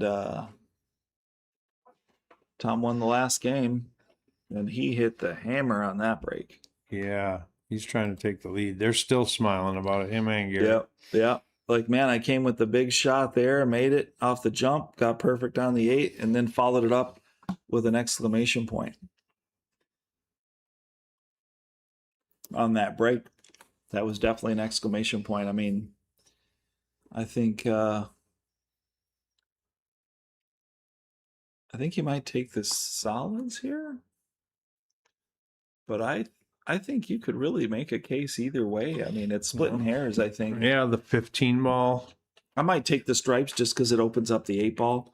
I think if I take stripes, I He's shoot looking this at- ball because this is your only problem ball. Yeah, he's looking at the 10 right here, I think. So, yep. And he got on that ball. Yep, he's So playing for the pretty side on the good. 15. He Yep. sensed the urgency of that one ball on the table. Yep. Nice little bump on the 4 to give him a little. This might be our first rack run. It might very well be. Not to give him the commentator jinx, but Oh, no. there's The commentator jinx. He knows the missed opportunity. Yep, That's why he's yep. showing that emotion there. Yep. Did he rush it a little bit? Or did he just. Let's see. No, So it's he like did took his little air bridge. He dropped in. Yeah, that one. He did that one perfect. The setup looked smooth. Yeah, Yep. he didn't rush it. He just caught it just full. Tough pocket. You know. Maybe just didn't have the alignment down when he walked into the shot from the beginning and just caught it a little thick. You know, Garrett can't believe his good fortune that he's at the table here. And Well, Soulmate 523, let us know if you can hear us now. We had muted it for just a second. thank you for the feedback, though. Yeah. Always good to Our computer says you can hear us, but that doesn't mean anything. Yeah. sometimes. Yeah, this is quite a production. I hope you guys can appreciate the production value of this live stream, as you may have found others to be quite professional, and you may have found others to be quite lacking. So it's a lot of work that people put together with equipment, installation, testing, retesting, things working, things not working at some point, and Yeah. retesting. We don't have $1 million budget, so Yeah, replacing wires and rewiring and retesting. we're learning as we go. Mhm. It's kind of fun journey. And I'd like to point out that Dave does most of that work. So we appreciate Thanks, that, Sammy. Dave. I certainly do not. Thanks for commentating Butterfingers. for me, though. I have butterfingers, so I should not be touching anything electronic or technical whatsoever. I don't touch the toolbox because I can't fix what I break. So yeah, I leave that to the trained professionals. But I'm hoping the tournament director, if you're listening, Mr. Tournament Director, I know you're in Florida, we would like to announce next week what the next tournament will be. It's going to be close to this Fargo rate, about maybe 70 points under or 70 points over, depending on. It's a mystery. It's a mystery. Tune in. Not my call. Nice teaser. Nice teaser. We'll get him roped in. Yeah, and as far as the tournaments go, don't think about it. Don't deliberate. Don't decide. Maybe next week I'll, when I get my paycheck, I'll see what I can do.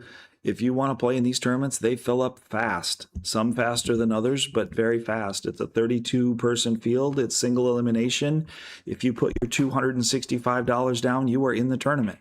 If you talk to somebody or you send a message, you are not in the tournament. You are in the tournament when you pay $265. They go by the money that comes in. That's how you know you're in or not. So don't get it twisted. Pay your spot, and you will miss out, and you will be. And if you win 2 rounds, if you win 2 matches, not only are you in the money, but you're already in the live stream matches with me, Sam, Mike, Brian, Demi. Couple of guests. They call your match. You get to watch it back and learn from it. And absolutely, and it feels funny to say that about a 32-man chart, but that's just how the match works out in single elimination. Yep. You win 2 matches, you're in the money or on the live stream. Yep. How hard could it be? Yep. And they're nice long races, and it's a fair shot. Everybody likes the fact that the races are long. And the format is very accommodating to the players' schedules. I mean, we understand people have lives and wives and jobs and responsibilities, kids, and if you get your opponent's number, you have a week to get in contact with them and schedule your match. That's pretty, that's very flexible.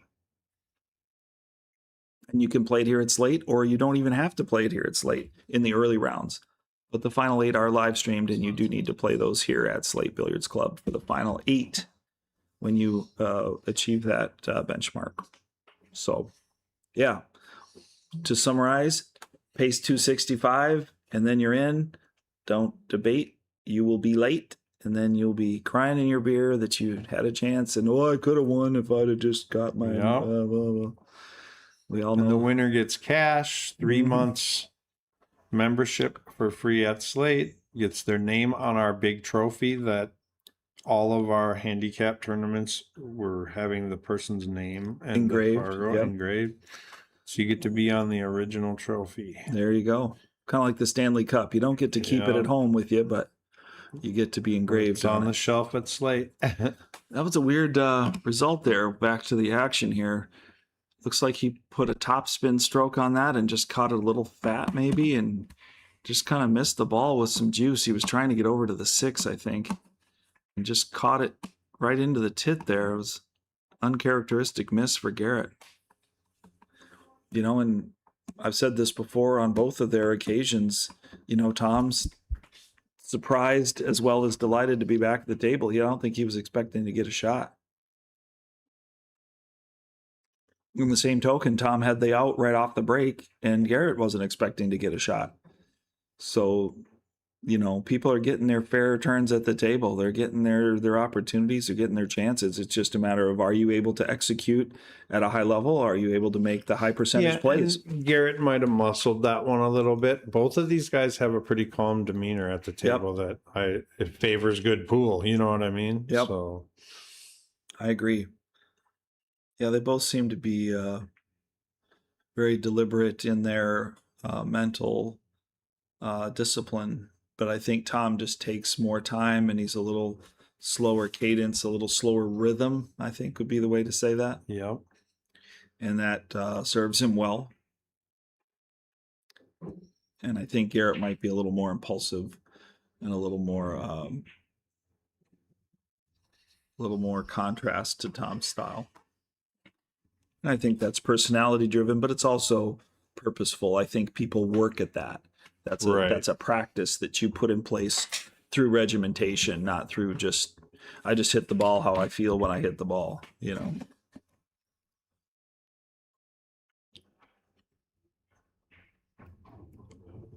Oh, he clubbed it. He clubbed it. Yeah. Oh, he even brushed it a little.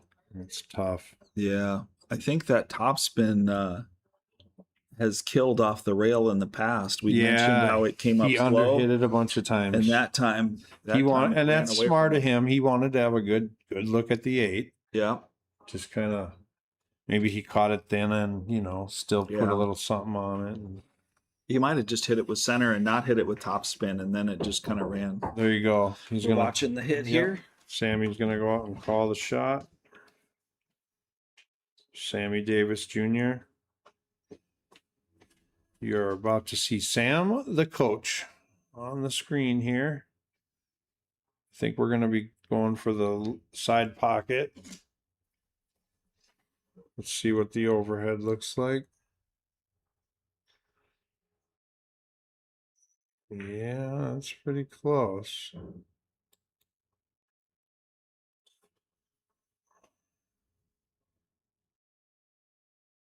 He's making sure that's what he's liking.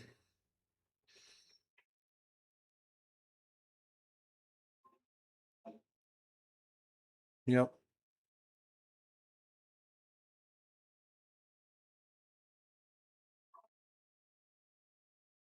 Oh, maybe he changed his shot here. Is he gonna? Yeah, so he's gonna kick at it instead. Maybe Sam's camera scared him out of the original shot. So let's see on the overhead here. He called the lower right pocket. Wow. He made it. Oh, I thought he made almost dropped it. Wow. What a great shot. That's unbelievable that he was that close. Wow. Looks like he hit it clean. He didn't use any English. Like what you were saying, and he just kind of took a stab at it and hit it great. Yeah. Wow, that's unbelievable. Once again, Garrett's back to the table, and he's got to deal with the 6 ball. Hey, what is Came up a little dry there. For instant replay. Copy. Yeah, I think. Okay.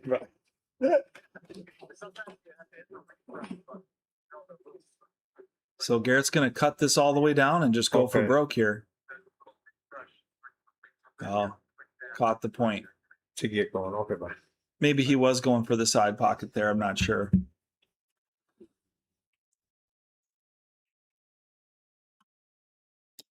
Looks like he might have gone for the side pocket. I think I would play for the corner, but maybe he was. I'm not sure. It's unfortunate.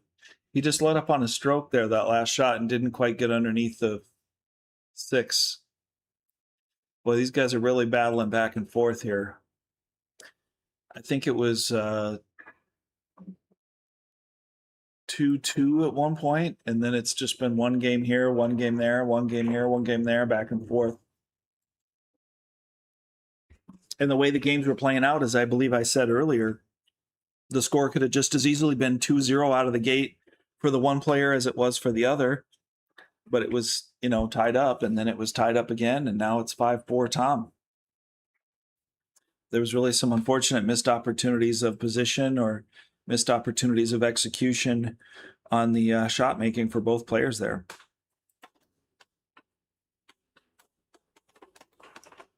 Looks like Tom's going back to his same break there. Took some speed off.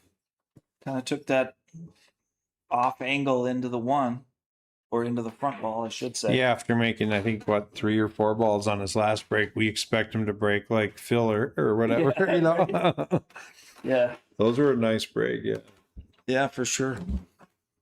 The break has been very inconsistent for both players, and it seems like they both also got near the finish line and kind of slipped right before the finish line. Both players have done that, so both players have played well, and both players have also, had a few unforced errors as well.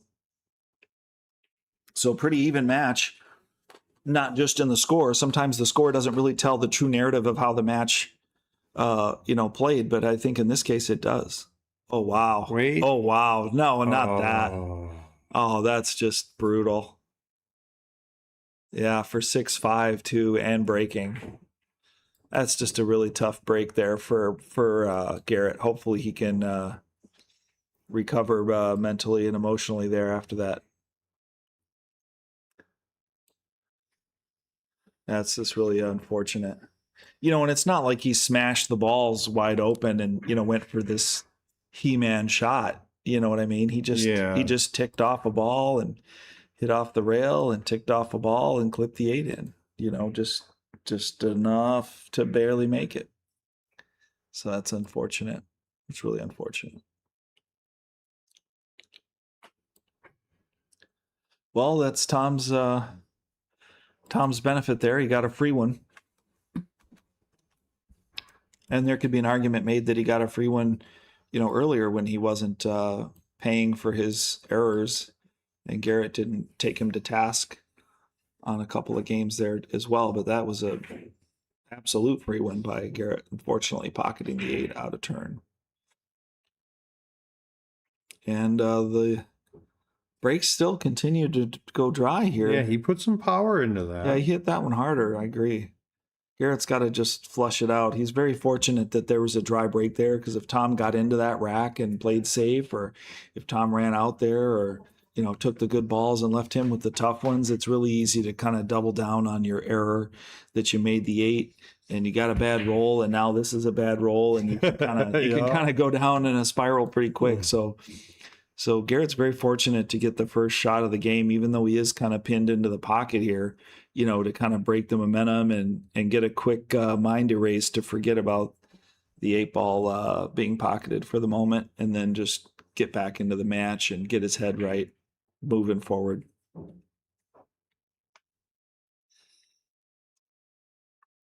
Otherwise, you just sit in your chair and you kind of start to lament and feel like things are going against you, and can get kind of self-indulgent into the negativity pretty easily, unfortunately.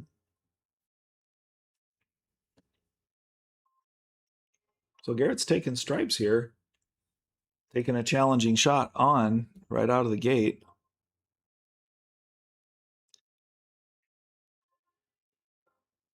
Nope. Oh, he did get it. It looked like it was going to come off the nipple there, but he did make it.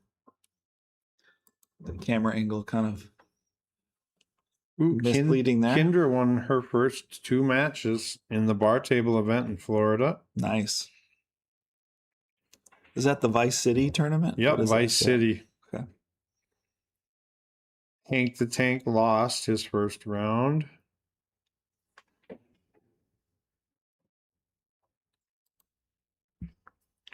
Let's see if he's got the angle here to get to this 9. That looks a little tight. He might be able to just slow spin it and drag that 9 in. From this angle, it looks like he does have that option. Nope. I think he might have overcut that. Obviously missed it by overcutting it, but I think if he kind of dragged that in, he might have been able to pull that ball a little thicker. It plays a little thicker, and he might be able to drag that in. But he might have just been able to make it. Hard to say from that camera angle, but he might have just been able to make it anyway and just didn't hit it in the manner that he could have. Coulda, shoulda, or woulda, as they say. So back to the table. Tom once again able to finish. Oh, wow.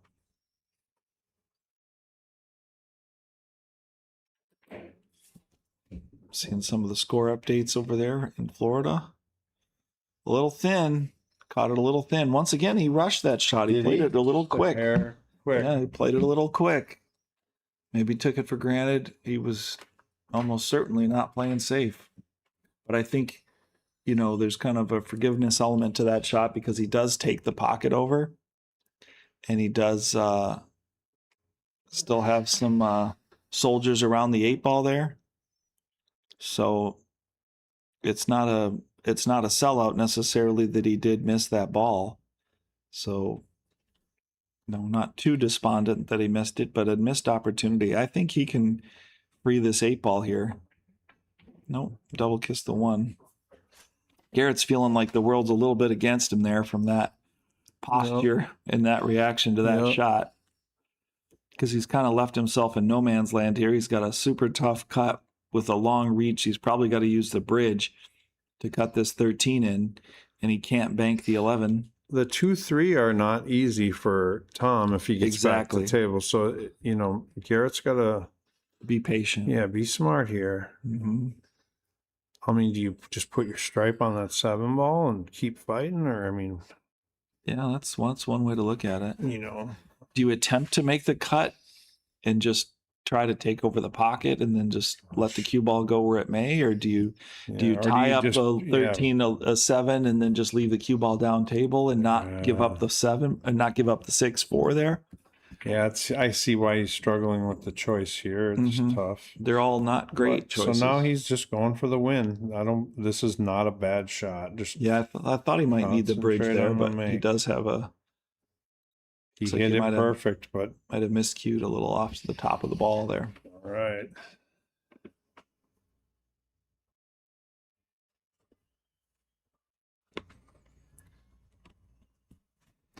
Let's see if Tom likes what he sees here.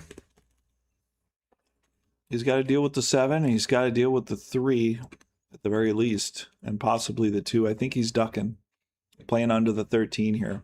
Smart shot. Look at that execution. Pretty good shot.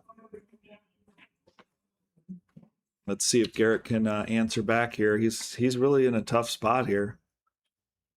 That was a quality shot Tom played. I think that was good vision on Tom's part to see the shot, and great speed and angle of entry there to execute it. He couldn't have hit it any better, in all honesty.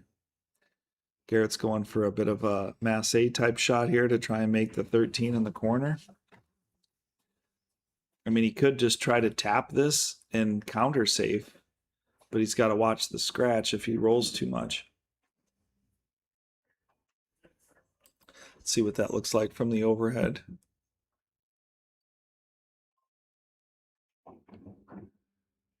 Not too bad. Not too bad. He didn't give up. He didn't give up a shot. So that was pretty functional. I mean, again, kind of table safe. He avoided the high risk shot on the 13, trying to play something perfect and maybe fouling or, maybe scratching in some way, undesirable result, and went with something functional and practical. And I think he got it.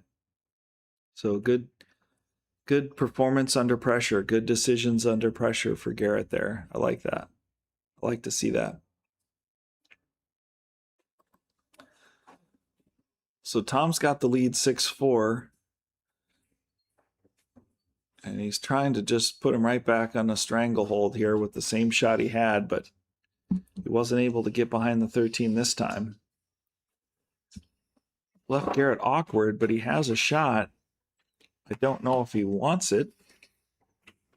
But again, he's still got to get on the other side of that 9 ball.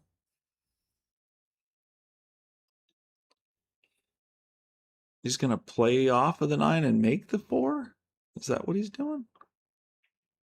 I think that's what he was trying to do. He didn't. Sit up 8 ball. Don't tell me he makes the 8 2 games in a row. Yeah, that'd be awful. Well, now the 7's tougher. Yeah. But he could roll the 1 in and shoot the 7 maybe by that 13, I think. Yeah. I think that's the opening the 2, shot. How about the 2 ball? The 2 ball's sitting there. If he makes the 1 out of the way, yeah. Yeah. If he makes the 1 and makes the 7, or if he makes the 1 and stops for the 2. If he makes the 1 off of the 8 and opens the 7, there's a lot of variables there.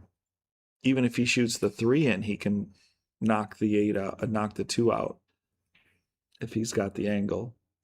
So there's a lot of outs here. He's got a lot of ways to play this that can work out well for him. So even if Garrett had made the 4, which I think is what he was attempting to do, Tom was going to come out with some type of play anyway. But he was in a tough spot. Garrett was in a tough spot. Gosh, so the pattern 3 4 3 4 2 7 6 8. Yeah. Look, because the 2 and the 3 can both go in that side pocket. Yep, they both go in the same pocket. Yeah.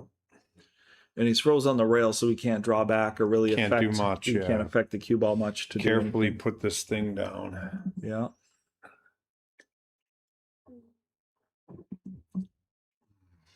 Tom could take a pretty good lead here. Yeah, that would be the time to do it. I think he can play this 4 and draw underneath for the 2. And if he doesn't get it, he can play the 6 or the 7, I feel like. Oh, he went a different route. He went back and forth. I thought he would have drawn that straight kind of down the rail there. But maybe that wasn't his plan. Maybe he was playing shape for the 6. And if that's the case, he did it quite nicely. Yeah, he definitely wasn't trying to draw the ball. So I think he got pretty much what he was shooting after there. And with the angle that he has here, if he strokes this back with low right,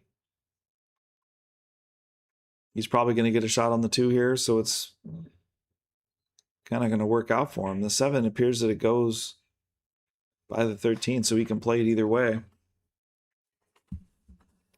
He can play it to either corner. So let's see how the execution is here. Not really a very much better camera here. We shall see. Looks like he's going straight draw there, and he went into the ball. I think he needed to smooth that out with a lot of right. I think he might have been able to spin out under the 2 to shoot it, but maybe he didn't feel like he had the angle there, and maybe he was right. He had to just force himself to go into the 2 there with a breakout shot. Just didn't execute. Got another call for a hit. So I will exit the building, stage left, shortly. I'm not a people person. Sam is. So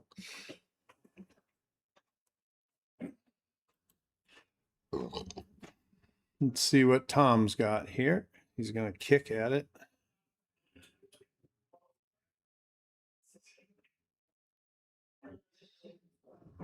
I'm glad these guys are enjoying themselves.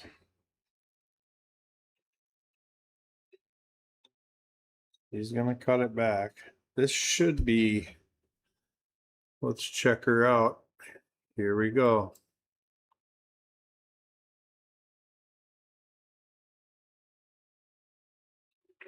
Glad somebody likes me.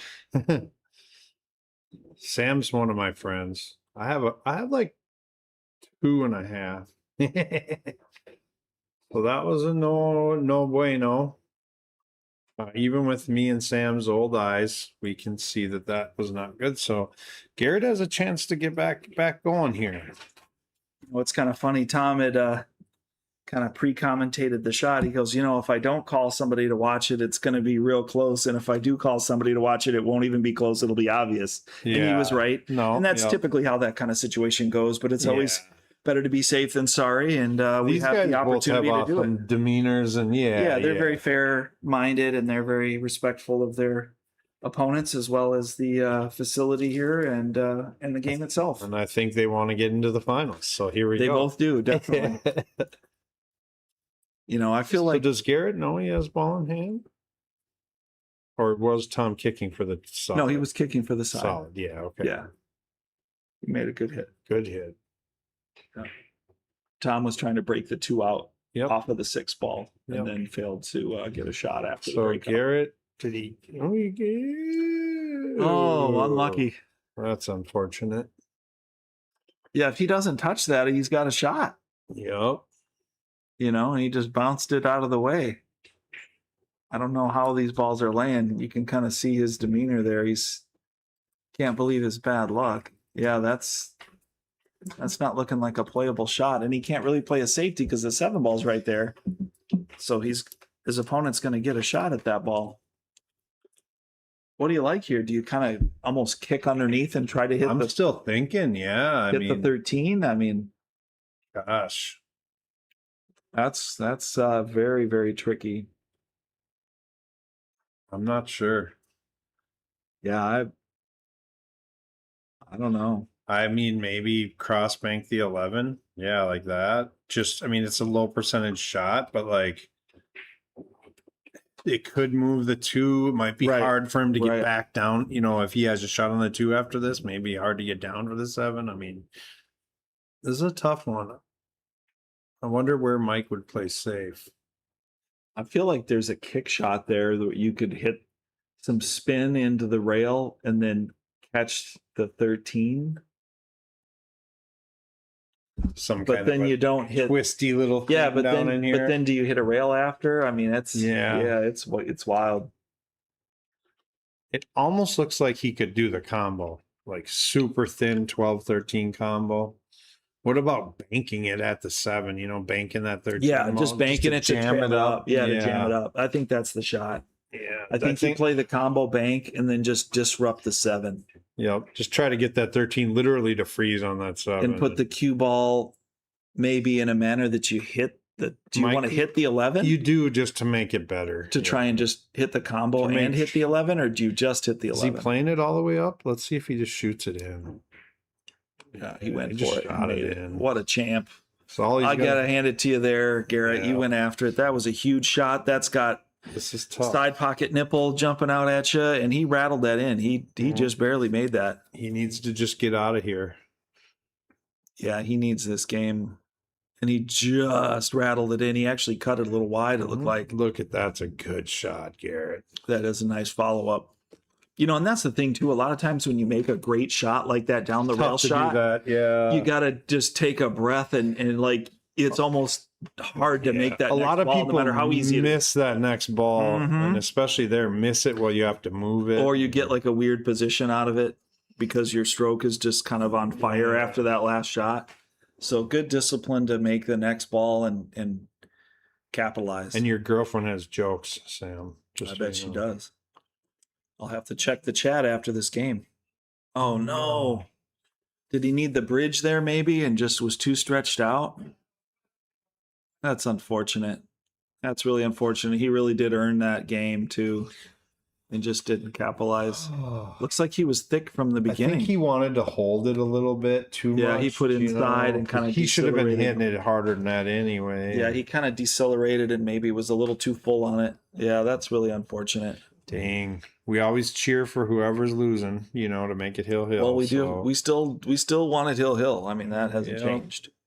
But yeah, Alright. he played two good shots there to unfortunately come short. That's really heart wrenching for Garrett. Yeah, I think you're right. I think he was just trying to, famous last words, trying to hold it, trying to hold the cue ball. Yeah, trust You know? me. Don't feel special, Yeah. Garrett. I try to hold it and miss all the time. It's I mean, we've You heard don't people say that. We've said need it to, ourselves. I think we it was all just got to learn unnecessary. from it. Yeah. Yeah, it was just unnecessary there. I think you're right. He could have let the cue ball go there, and the 8 ball was in a pretty generic position to be able to be made from a lot of places there. So 4-7. Yeah, that was just a critical, unfortunate situation there.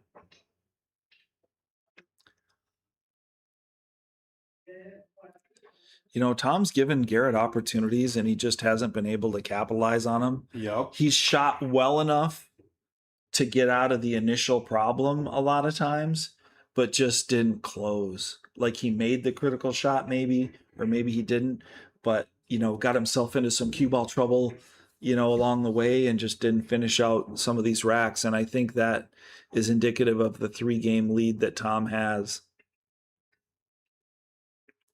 And when Garrett has done the same, you know, don't get me wrong, Tom hasn't always capitalized on those opportunities either.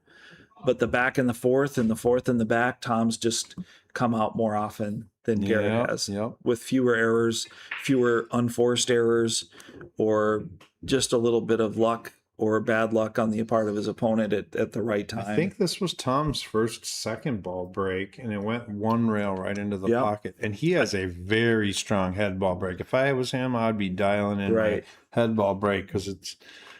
I was watching the delay there. I think he actually hit the front ball. He just hit like a cut break, Sure. but it did look like a second ball break. But he just cut the front ball and did go right off the front ball into the rail at an angle, and then just, unbelievably scratched in the opposite corner. So again, it's ball in hand anywhere, and Garrett can hopefully Pick a put something good together suit, here. Yeah. I think he's trying to send the 7-15 into the 3 and open up that pocket for stripes here, and then shoot the 9. But maybe that's not his plan. Yeah, that was his plan. Was just, oh, he even hit it and it just didn't drop. Not quite hard enough. Well, I mean, from almost making the 8 and actually making the 8 early in the game, I can understand why he wouldn't want to maybe be smashing the ball. But I thought that was a good vision on his part to see a solution there, and there still might be one. Okay. That's not the worst thing in the world. He's got a ducker there. Yep. I know he was probably trying to make that ball, but what was he going to shoot after that? Is he going to shoot the 13-15 3 and take over the pocket? Maybe. Like he wasn't running out from there, I don't feel like. So at the end of the day, this might not be terrible, but Tom's playing the suffocation game here. So now Garrett can Garrett's going to tap this. I would try to be on the top rail. leave him by that chalk. Yep. I would try to be way up table. I would hit this ball thin, make my opponent's ball, and just spin out with a ton of left English rather, and end up on the top rail there, and just leave him really long. And still call the 15 in case it Gears in. Yeah, it gears in or something. Mm-hmm. That's a great point. I'm glad you followed up with that, because that was not in my Still call it. Yeah. Mm-hmm. Yeah, definitely. He's looking at some type of kick on the 9 ball here. I'm not sure where he's going with that. I think what Garrett's thinking is if I make covered, if I make the 15, he's just going to knock my ball in, and he's going to take over the hole again. Yeah, I get that, but he hard to do that have, from the chalk. Yeah, exactly. Yeah. And he might be feeling the score off of a couple of errors there. He might be Making feeling sure the pressure. he's not going to do something. Yeah, he's trying to win this game with the chess moves. But I like spinning this ball out and taking over the hole and leaving him long. And if he's hitting top spin, I don't think he's going to get there. Yeah, I'm not sure. Yeah, now his balls are tough, but he can play safe on that 12-2 with a stop shot. I think he's got to play on the 7 here. Yeah. I don't know if he can make it or not. He might be able to make it. Make it and then shoot the 1 in the side. Yeah. I think he might be able to make the 7 and come around. Maybe too fast there. I think I would hit this Cue ball ball be moving. and play safe. Yeah. Just leave him right there where he's thinking. Do you think you shave this 1 ball and try and just trickle the cue ball down to the bottom rail there? It's just tough because Garrett's got an 11 ball hanging. Even though it's a corner crawl shot, he can go rail first or jump it. Yeah. He's going off the 7. He's playing all safe. Did he get it? Oh, look at that. That's not bad. Off the 8. I did not see that off the 8 block the pocket shot. That was pretty good. Right. Or off the 4, rather. Good point. It looked like the 8 for a second. But yes, he did crawl the 7 off the 4 towards the hole and then snugged up the cue ball pretty close to the 6, functionally enough to not give him the 11 ball, which is what he was protecting.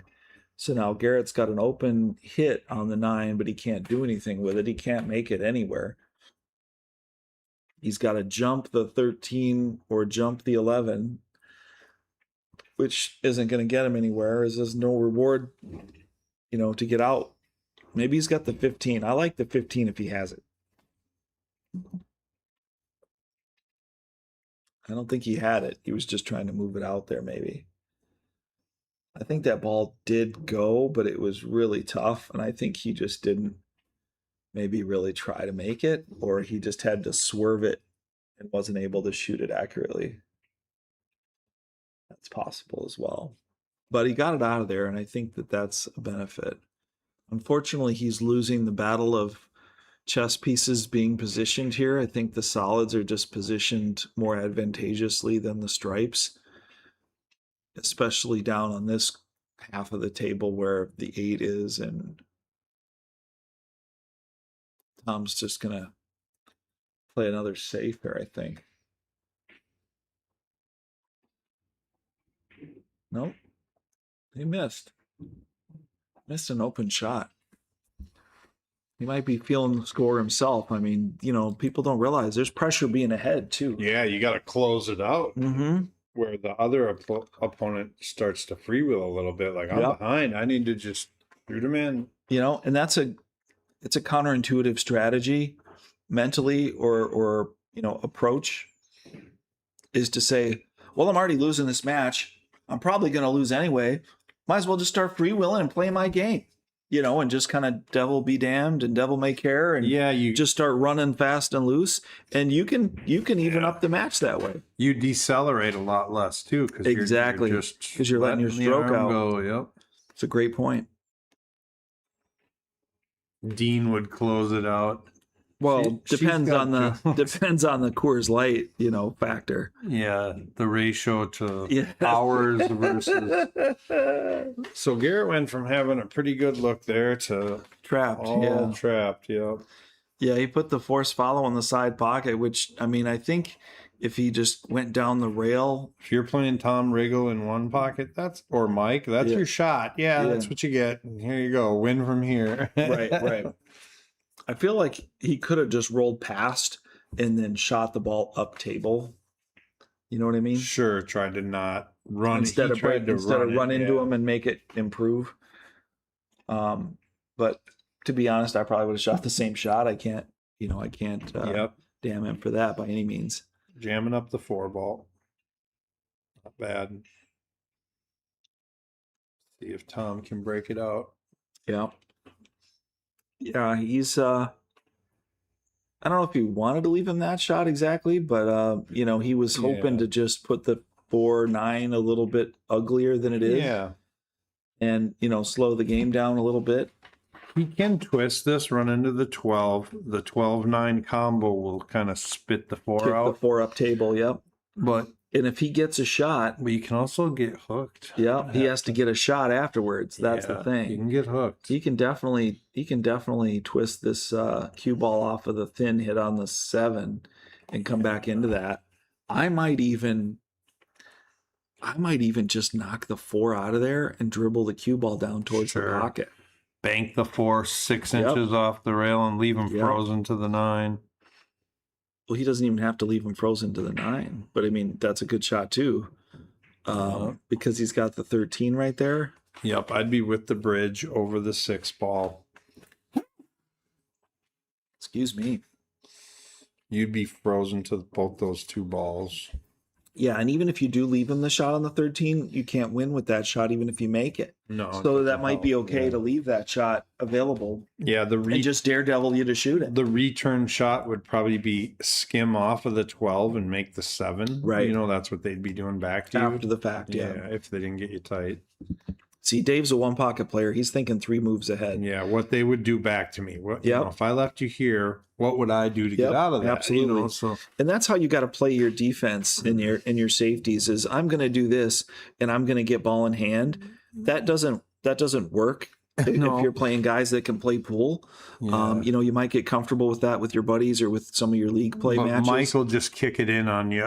You got to really say, I'm going to play safe like this. I'm going to kind of force his hand to really react, him deal and react with this particular ball, and he's probably going to shoot this shot, and then that's what I'm going to do. Right. You know what I mean? So you really are thinking 3 moves ahead, kind of like a chess player there.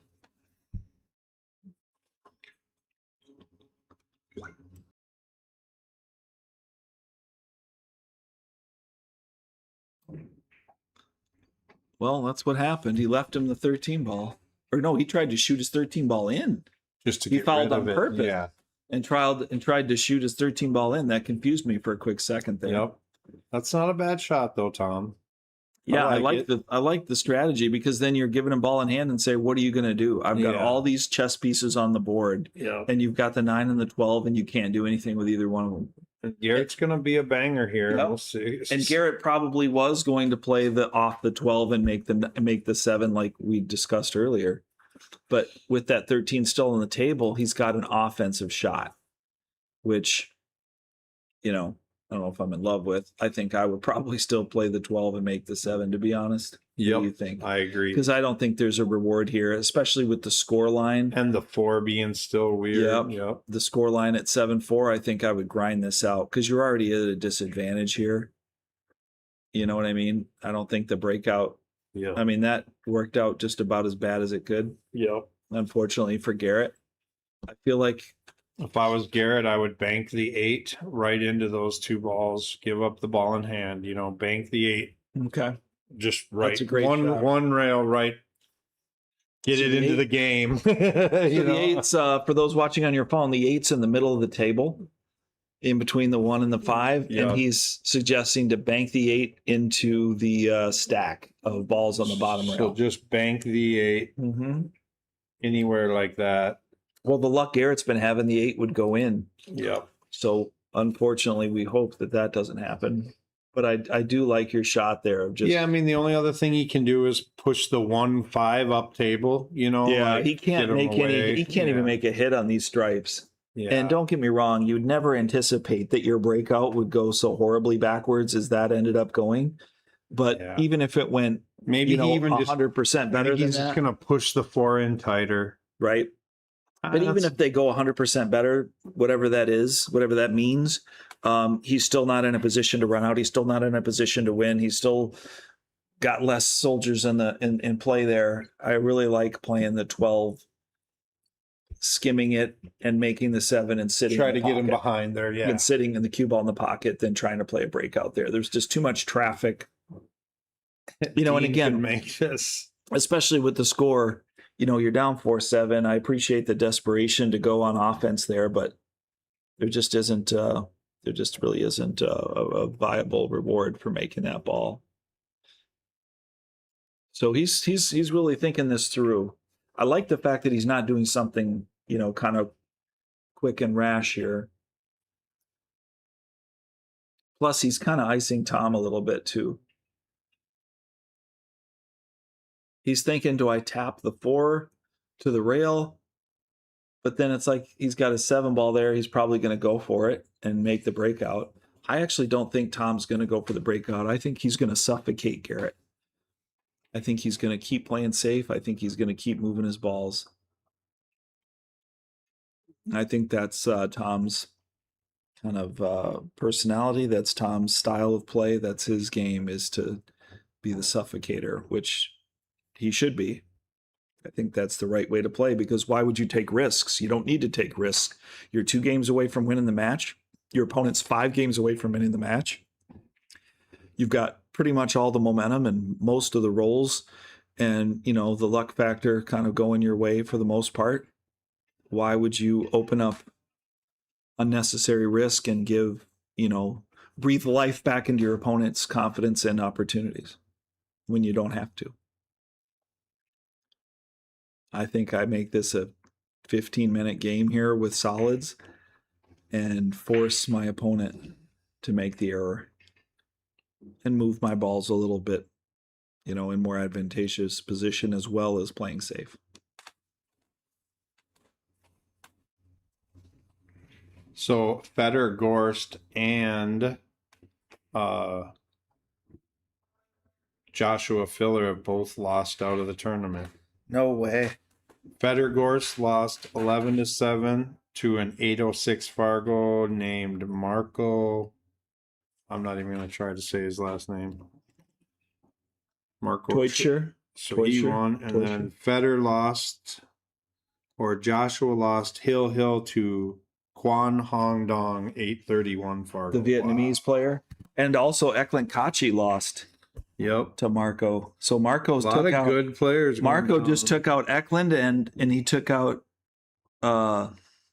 Feder back to back. Yeah, so he must be strong. Marco Teuscher, he's 806 and he's coming. He's coming for that money for anybody that doesn't know his name. They will after this tournament. Nice shot. No leave. Well, Tom proved me wrong. 2 in the side, maybe. He went for the carom breakout there. And the last Minnesota player, I guess we claim Edward as a Minnesota player. Edward lost to. Oh, they are up. I like Mickey Tom's. Kraus. Yeah, we know Mickey Kraus. Yeah. So 2 in the side. He's got a shot. Do you shoot the 4 here? Yeah, I like Tom's play there. He's pretty creative with the carom there. And looks like he's in control here. He proved me wrong by playing aggressive, which by all means. I just thought that having watched some of Tom's earlier matches and earlier games that he might stick with the conservative defensive route, but he did not. And good for him. That would probably be my route as well. I tend to be a more aggressive player, even to a fault. So I can respect and appreciate that he was seeing an opportunity to win and went after it. But he's got to close now. He's got a shot at the 4. He's got to get a nice angle on this brown ball here. He doesn't have a lot of flexibility. I think the 1 still goes in the corner. But these balls are kind of in a wonky kind of position in their close proximity. You can't get on the wrong side of them. Yeah, fired at it. He was going for the 1. So he got lucky when he missed there that he didn't leave a lot for Garrett. But I'm sure after making that breakout, Garrett figured he was never going to get back to the table again. And I feel like both of them have been in several opportunities watching their opponent going, well, I'm never going to see the table again. And sure enough, they got back to the table every single time, sometimes more than once, often even more than once. So that just goes to teach a lesson to folks out there. Don't just wallow in your misery of your missed opportunity and your failed attempt and just assume your player is going to be out 100%, because he's not necessarily going to do that. And you have to be mentally and emotionally prepared to be engaged and step up with a shot when you're given one. It's very easy to be unprepared. And if you think you're upset, wait till you miss your next opportunity. Then you're really upset because you weren't prepared to shoot it.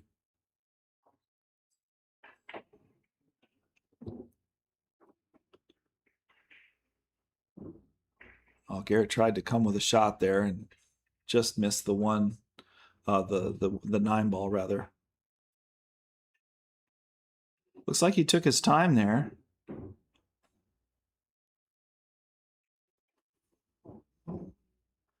Yeah, he caught it just thin. Not sure. It looked like he kind of poked at it there, maybe. Couldn't be sure. But he did have a challenging shot on the 12, but a good angle to travel for the 8. So, very likely that he would have capitalized if he had made that. But once again, Tom's back at the table. Missed a ball, forced it in the corner, rattled it, left Garrett a challenging shot. He wasn't able to pocket it, and right back to the table goes Tom. So that's kind of been a theme, unfortunately, for Garrett's opportunities and execution as well.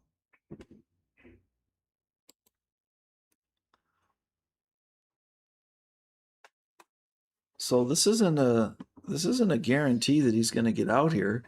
He might be slow rolling this 1 into the side. The 12 doesn't go by the corner.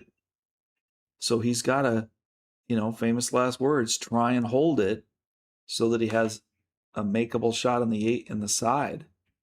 The other thing he could do is he could draw this 1 ball on the side and come back in and bump the 8. I don't know that I like that shot, but it's a possibility.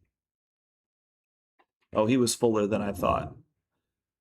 He was fuller than it looked there. So he was never in any real danger. He just had to make the ball. Much ado about nothing. I got it all worked up into something that wasn't a thing. Oh, wow. He almost missed that ball. He kind of stuck his tongue out there at the, you know, after the 8-ball just kind of roped in there. Real thin in the side and almost missed it. That's reminiscent of the shot that he had on the stripe in his previous match, where he had the match closed out and he overcut the stripe and missed it, and he was straight in on the 8. Not to bring up old stuff, but that did remind me of that. But it did fall nonetheless. Tom's on the hill and breaking 8-4. Garrett's just had a really tough time this match with, you know, Tom missing and leaving him not much to shoot at, just always kind of being under pressure, you know. And then, you know, to be fair, Garrett made his own errors as well, and, you know, missed a few opportunities here and there that were just enough to give a crack in the armor back for Tom. Maybe not a great break there from Tom, but he did manage to pocket a ball. Looks like he changed his cue ball position and he went from the side, kind of the cut break, into the front power break. But again, he hit the 1 with a lot of topspin and not as much accuracy. I would actually call the rack into question there. Not so sure that he had a great racking the balls, potentially, but he also didn't strike the rack very well as well. So it could be a little bit of both there. But nonetheless, he made a ball. He's going through the rack here, looking at his options. He's moving with decisiveness here. He's moving with a little bit more quick and a little bit more free roll here. He's got the 15 moved up table by the 7. It's still pretty decent, not too much of a trouble spot. He's got to make a quality shot here on the 12, I believe, in the side. He might bump a ball here. Nope. Came clean on the 15. I thought he might bump the 15 to the 7 there on that shot. It's going for the bridge on the 15. It's not smooth sailing from here, but he could certainly do this. I would go... You know, how would I go here? I kind of like the 13 next, because it leads to the 8-ball. Excuse me. You okay? Got a little tickle there. I apologize. I like the 13 to the 14 to the 8.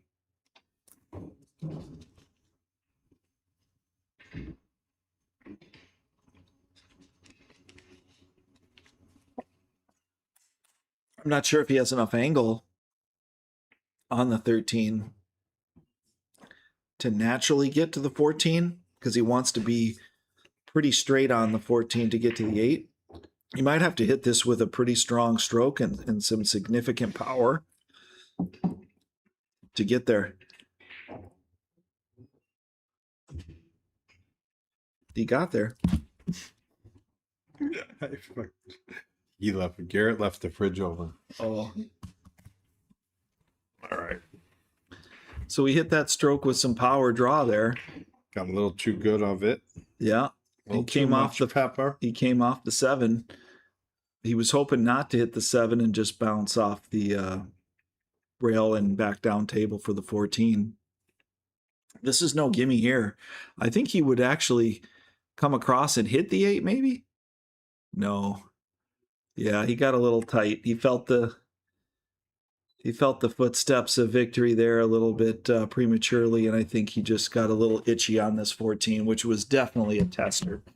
That was a tough ball to make and to hold, and he just overcooked it.